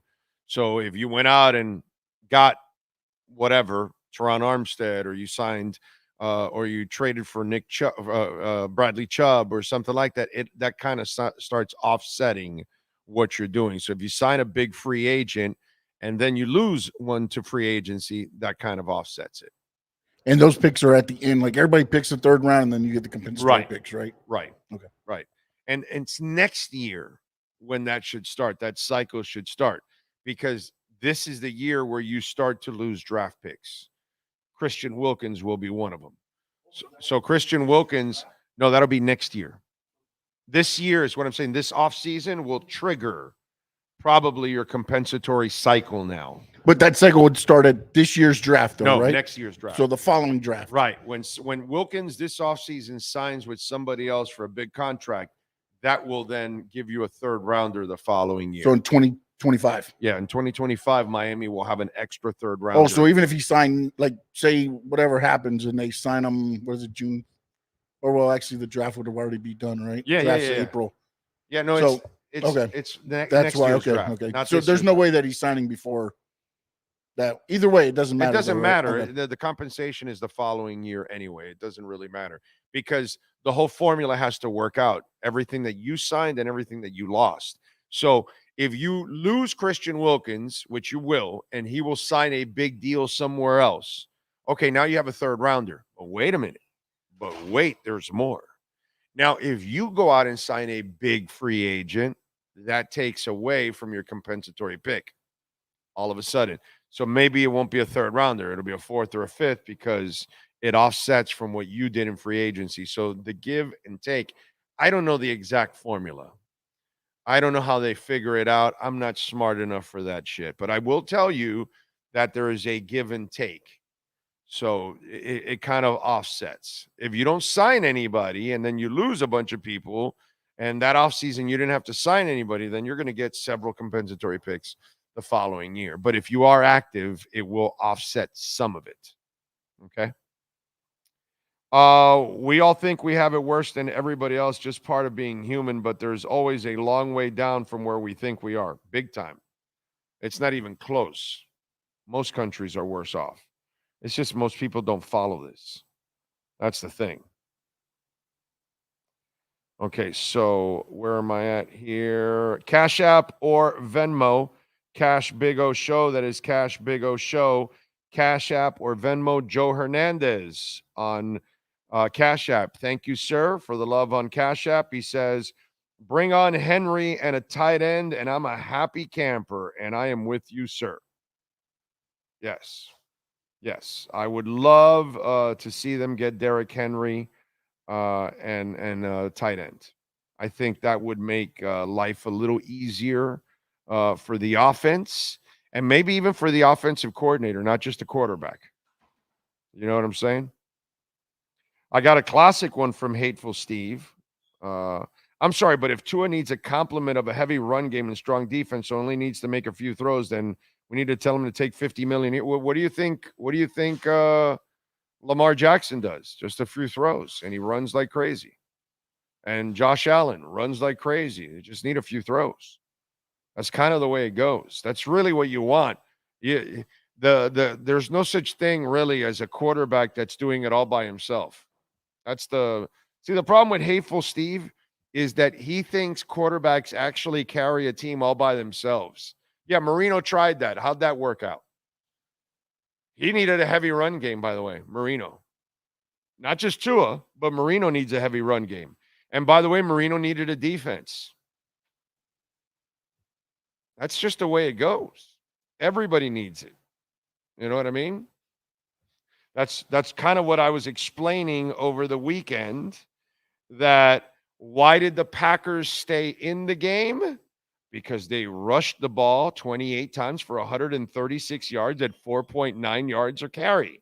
They rushed more than they passed, Steve. 28-21. See, Jordan Love only completed 21 passes, but they rushed 28 times. That's a dominant running game. Lamar Jackson, Steve, only completed 16 passes. They ran 42 times. Lamar ran 11 of those 42. That means running backs carried the ball 31 times. He completed 16 passes, yet the running backs ran 31 times. I get it, Hateful Steve. You're doing anything you can to try to create whatever argument you want, but that's just kind of the way it is. When you watch Phil Simms win a Super Bowl, he was deadly accurate. He was terrific, but he had Otis Anderson running the ball. You know what I mean? So it helped him. They had the balance that you needed. It wasn't that Otis carried them. I think he even won an MVP in one of them, but it's just kind of the way it goes. It doesn't matter who it is. You want a running game to assist you in everything that you do. San Francisco is what it is. It's not so much because Brock Purdy makes all the throws. It's because the guy in the backfield brings an amazing amount of balance. And that's why everybody says, stop Christian McCaffrey and you'll stop the Niners. It's kind of the way it goes. Roger Craig was there for Joe Montana, one of the greatest ever, but he had a running back that could also receive. There's nothing wrong with having a great running game. When the Dolphins won their titles, Steve, they had Zonka, Kick, and Morris. That's what was the heart of that offense. It wasn't Greasy, and he's a Hall of Famer, and it wasn't Warfield, and he was a Hall of Famer. It was Zonka, Kick, and Morris, and that offensive line is what you talk about with that offense. It's kind of the way it goes, man. Running games are part of it. That's the reason why Marino didn't really have a ton of success in the playoffs. He got to the playoffs, won a few games, but never, and even got to a Super Bowl, but never really was going to ever get over the top because he didn't have what he needed to complement him, to take that pressure off. So you can make it all you want, but reality is in this league, you got to run the ball. If you don't run the ball, you're not going to win. That's just the way it is. It's hard to live off of the pass. Anyway, what can I tell you?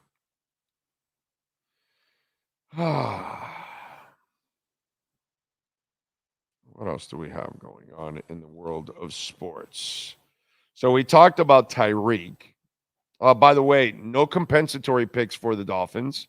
Speaking of that, this offseason, because of what they did in the offseason themselves, people that they signed off of what they lost, but they didn't lose a whole ton.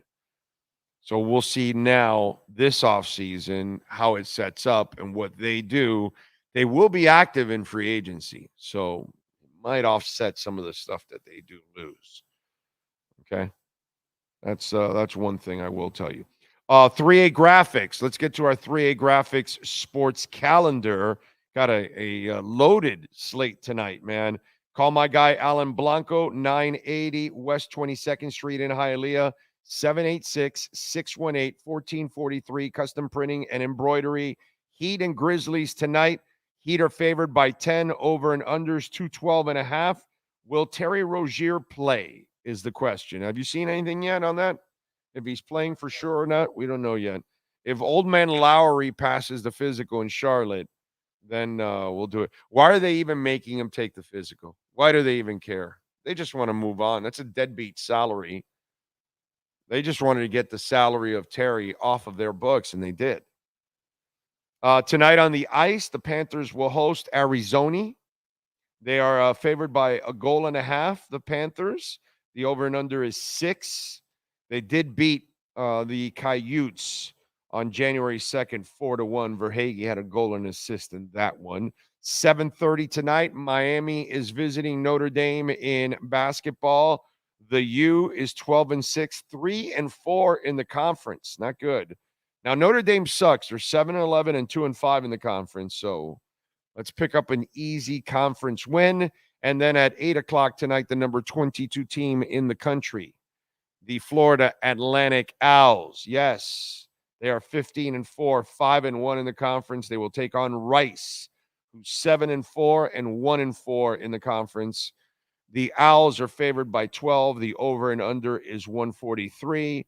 NSU, Nova is off till Saturday, 4 o'clock. They're at the Rick Case Arena, and they will be hosting Rollins College at 4 o'clock. And the Lady Canes on Thursday. You can catch it on the ACC network at 8 o'clock. They will visit number 20 UNC. And the Lady Canes, by the way, struggling in the ACC. They are 2-4. So this would be a huge win for the Lady Canes if they can get it tomorrow. All right. So there you go. A lot of stuff going on the 3A Graphics sports calendar. Big O, any inside info on running back Chris Brooks? I don't know what you would want. What kind of info is there going to be?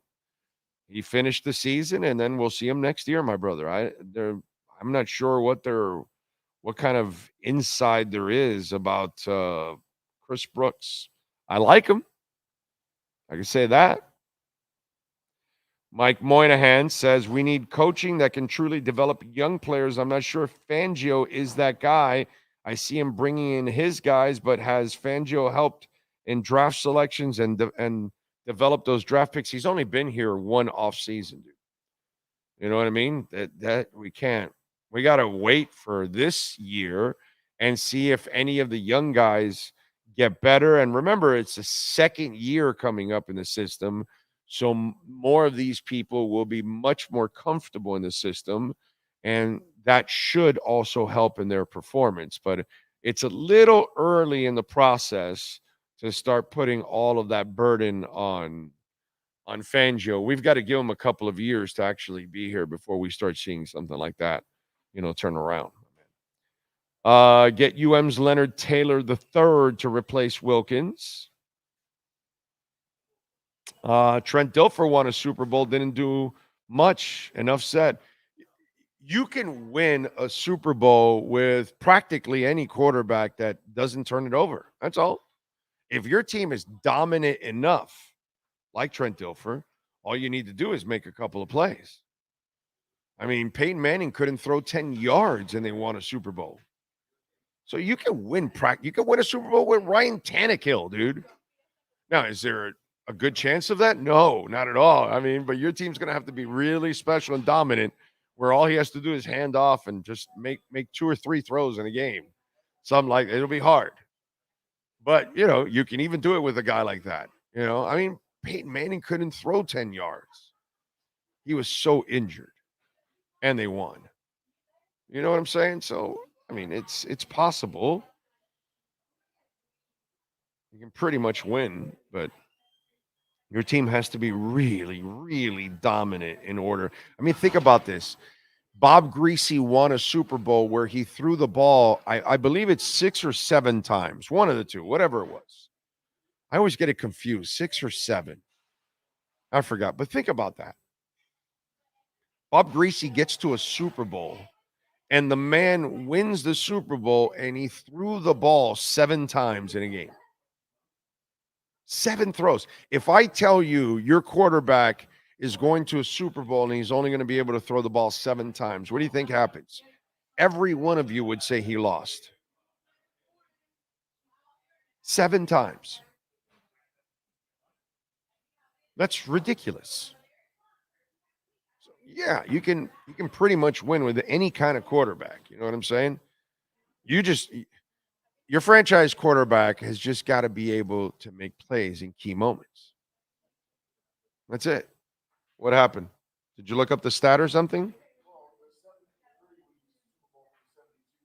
Right. Yes. 8 of that's the one they lost. The 7. Okay, yes. He was 8 of 11 that year. The first Super Bowl, he was 8 of 11. The first win, the undefeated season. Bob Greasy was 8 of 11. For how many yards? 88 yards against Washington. 8 of 11 for 88 yards. The next year, 6 of 7. See, that's why I get 6 and 7 confused, because it's 6 of 7. So now remember, 6 of 7 for how many yards? 6 of 7 for 73 yards. 14 of 25 in 2 Super Bowls. 161 yards. Bob Greasy in 2 Super Bowls. Right. Wow. So the one they lost, he was 12 of 23 for 134 yards. That's ridiculous. So there you go, Steve. If you have a dominant running game, you can win with Peyton Manning not being able to throw more than 10 yards. And 50 years before that, you can win with Bob Greasy throwing just a couple of passes.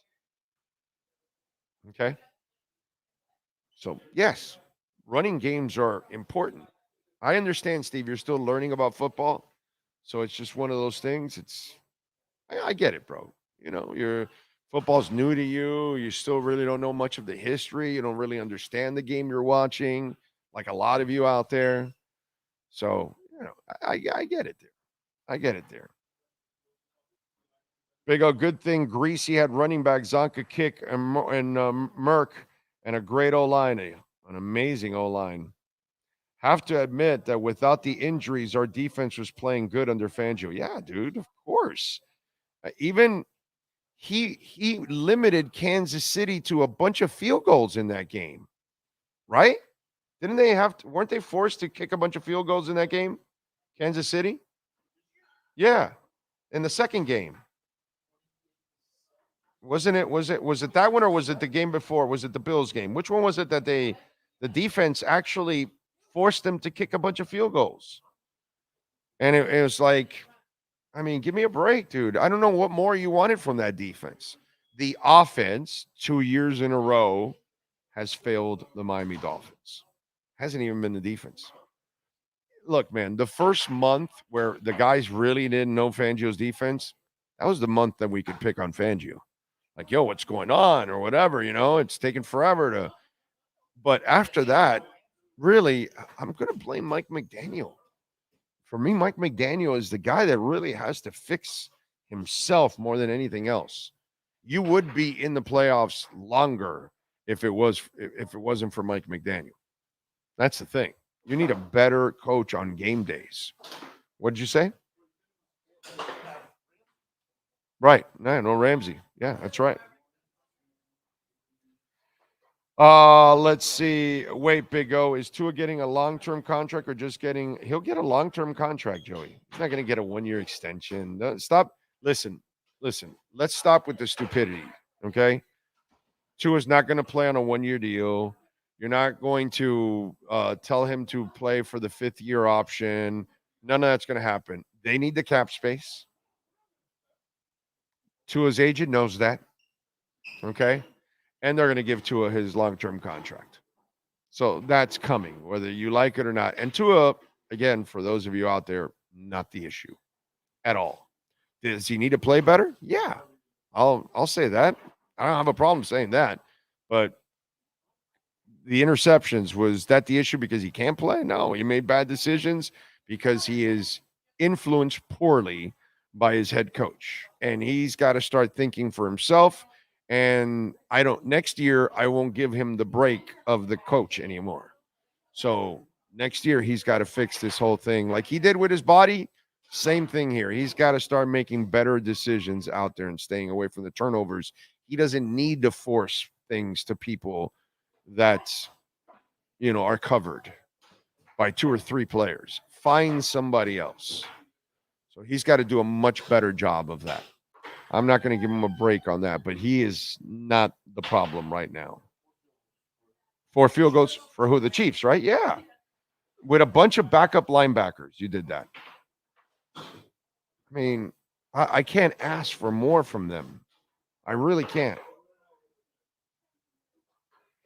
Let's see. Brady was not a running QB 7 championships later. Exactly. It's just a stupid narrative that people are coming up with. And, oh, my God, you got to have a mobile quarterback. It helps, But like I spun it on those people, the mobile quarterbacks have to be mobile because they can't be consistent from the pocket.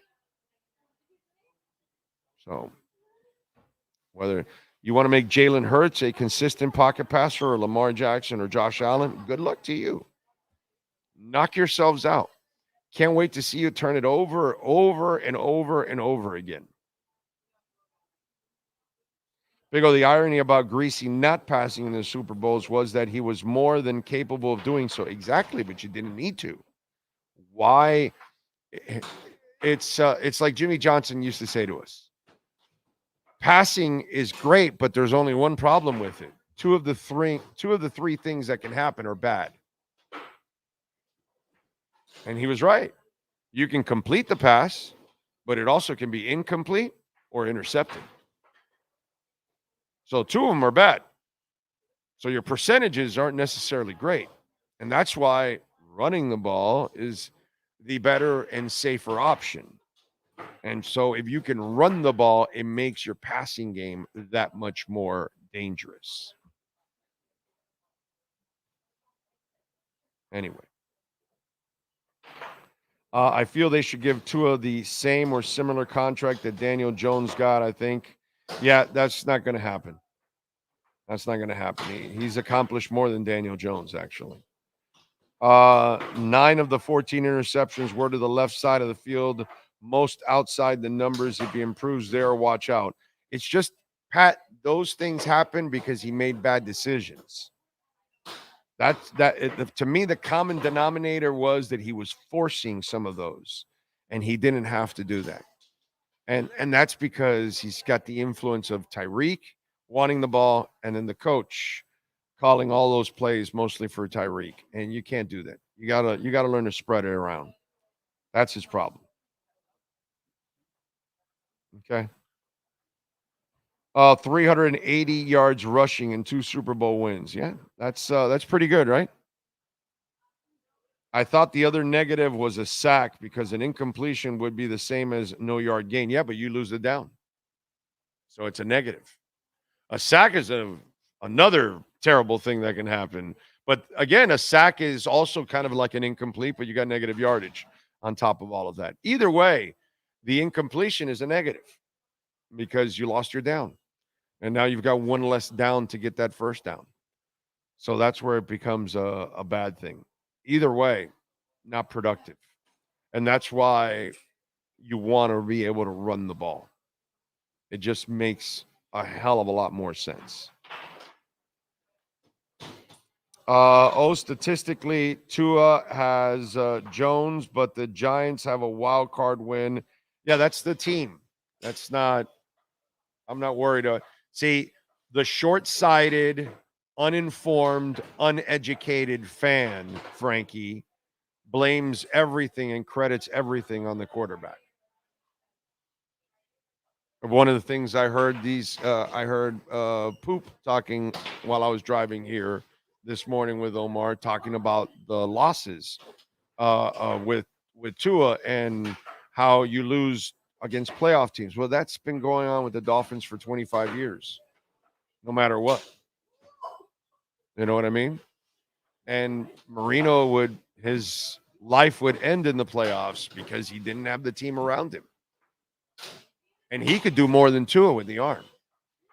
But he was a freak. I mean, there aren't a lot of those kind of guys around. We were lucky to have that guy. Unlucky that we didn't build around him.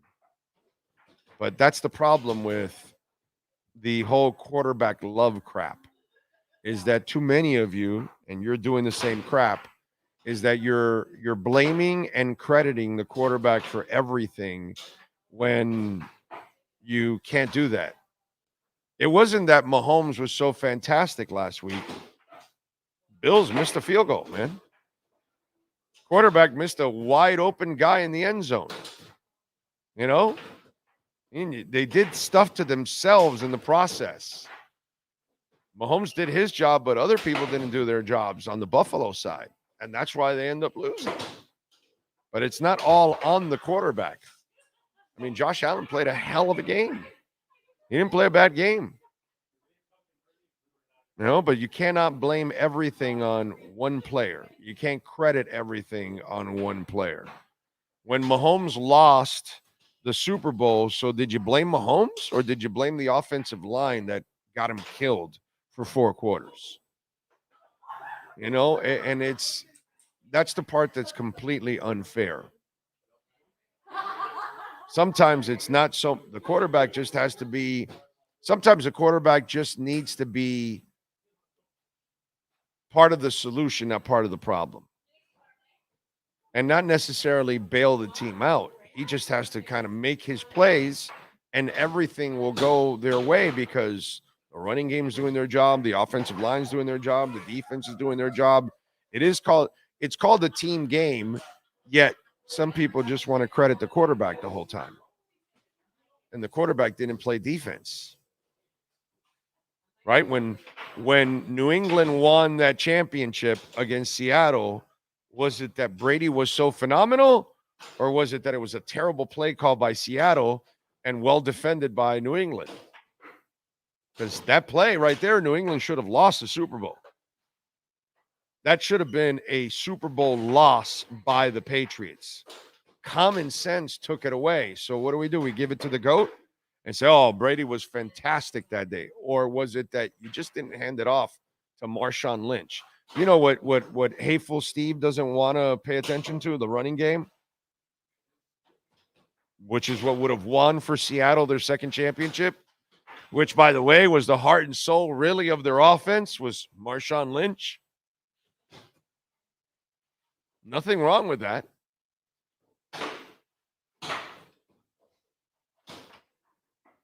So, since you don't think we have a quarterback problem, what is your theory why this franchise has been bad? Team, bro. Team. You didn't have a team around Marino either, Troy. Use common sense, dude. If you didn't have a defense, you didn't have a running game, and you didn't have really a right side of an offensive line for Marino. That's why you had to get rid of it. You know the pass rate for Tua was the worst in the NFL? The pass rate by the offensive line, the worst in the NFL. Worst. But you don't mention that, Troy, right? Of course not. None of the quarterback haters mentioned that Tua played against the worst pass rate in the NFL, and yet he threw for how many yards? It's a team game, dude. Team game. And if you don't have the team, you're not winning. It's not that Brock Purdy's better than Tua. It's that Brock Purdy has a much better team than Tua. And while Montana won 4 championships, as a passer, I wouldn't put him next to Marino. He was a great, accurate passer. Marino was a deadly accurate and a rifle of an arm. But Montana's team was superior. His offensive line was superior to Marino's. His running game, superior. His tight end, superior. He did have the best receiver on the planet. But you got to have an offensive line. You got to have a defense. The Niners, all throughout his run, had a great defense. All throughout his run, had a tight end that was, even in his first championship, he didn't have great receivers. Freddie Solomon was his best, but he had Dwight Clark. He had a running game. He had an offensive line. He had a defense. So he had enough of the elements to have the balance that they needed in order to win. Our teams don't have that down here. We haven't had that since the 70s. When you can play offense, when you can play defense, when you can run the ball, when you can pass. So, Troy, just go look at it, dude. It's pretty simple. Woodstruck didn't have the quarterback, right? Marino never had the defense or the running game, and I say the right side of the line. And now you look at this team right now, and you still don't have the running game dedication to it or the offensive line yet.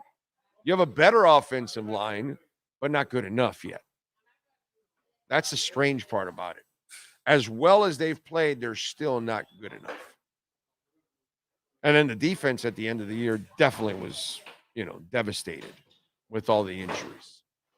If you don't have the team, Miami doesn't have Baltimore's defense. They don't have Baltimore's running game at all.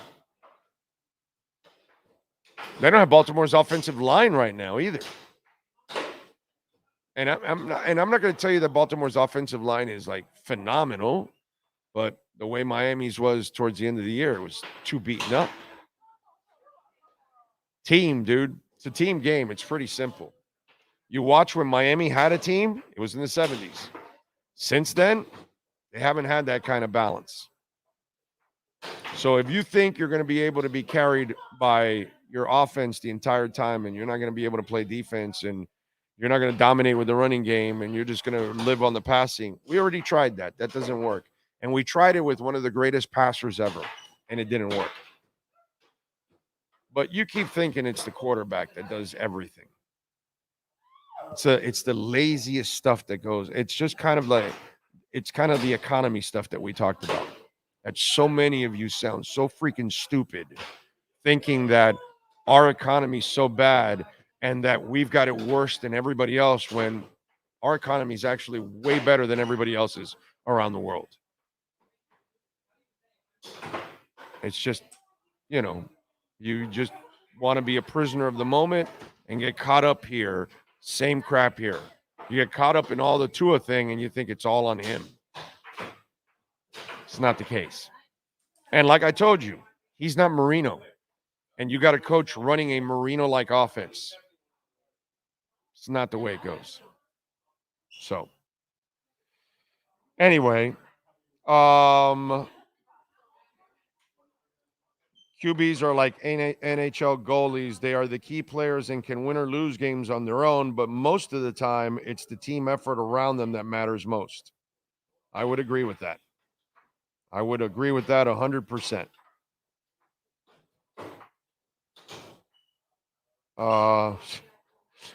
What's wrong with, he sounds drunk. Oops, it's playing on half speed. And if you know me, you're really not going to catch me drunk, dude. I'm not a drinker. Never been a drinker. So you're really not going to catch me drunk. If you know me well, you know what I mean? If you're around me, you might catch me with one drink. That's about it. Maybe one beer. I might have a drink or two a year nowadays, a beer or two a year, in an entire year. I may have a beer or two, and never on the same night. The second will not be on the same night. Not anymore. It's been so long, dude. Yeah, not much of a drinker. Thanks, for clearing the air on Tua and the economy. I just wish people would go look at other countries and see what's going on. It's just hilarious, dude. It is hilarious. This was a different team with Eichenberg at center. We just played so much better with Connor Williams. Well, but it also, again, Eichenberg was playing on one leg. I thought he actually did a very good job considering he played on one leg. That's the other thing. you had bad luck. The injuries were crippling, man. Absolutely crippling for this team. All right. We appreciate Matt Verderame, of course. We thank Mr. Tarabolis, as always, helping us out. Jeffrey, great people. Alan, I don't know where Alan's at. He was here and he was gone. Anyway, we thank him, as always, and all the great people out here at KSDT CPAs. We thank Sean Stanley, the man, the myth, the legend that gets it done always here. I appreciate all of you out there, any of you out there that visit our great sponsors like KSDT CPA or Caneswear, where you can use our code BIG010, or Cutter's Edge Pro. If you're looking for landscaping, nobody better in this business, man, than Cutter's Edge Pro. William Quigley, stud and a half. So make sure you reach out to our great people at Cutter's Edge Pro here in South Florida.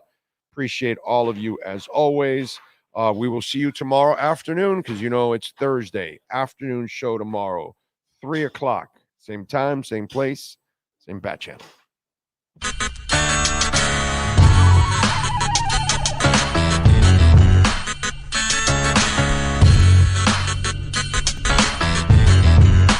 This is the Big O Show.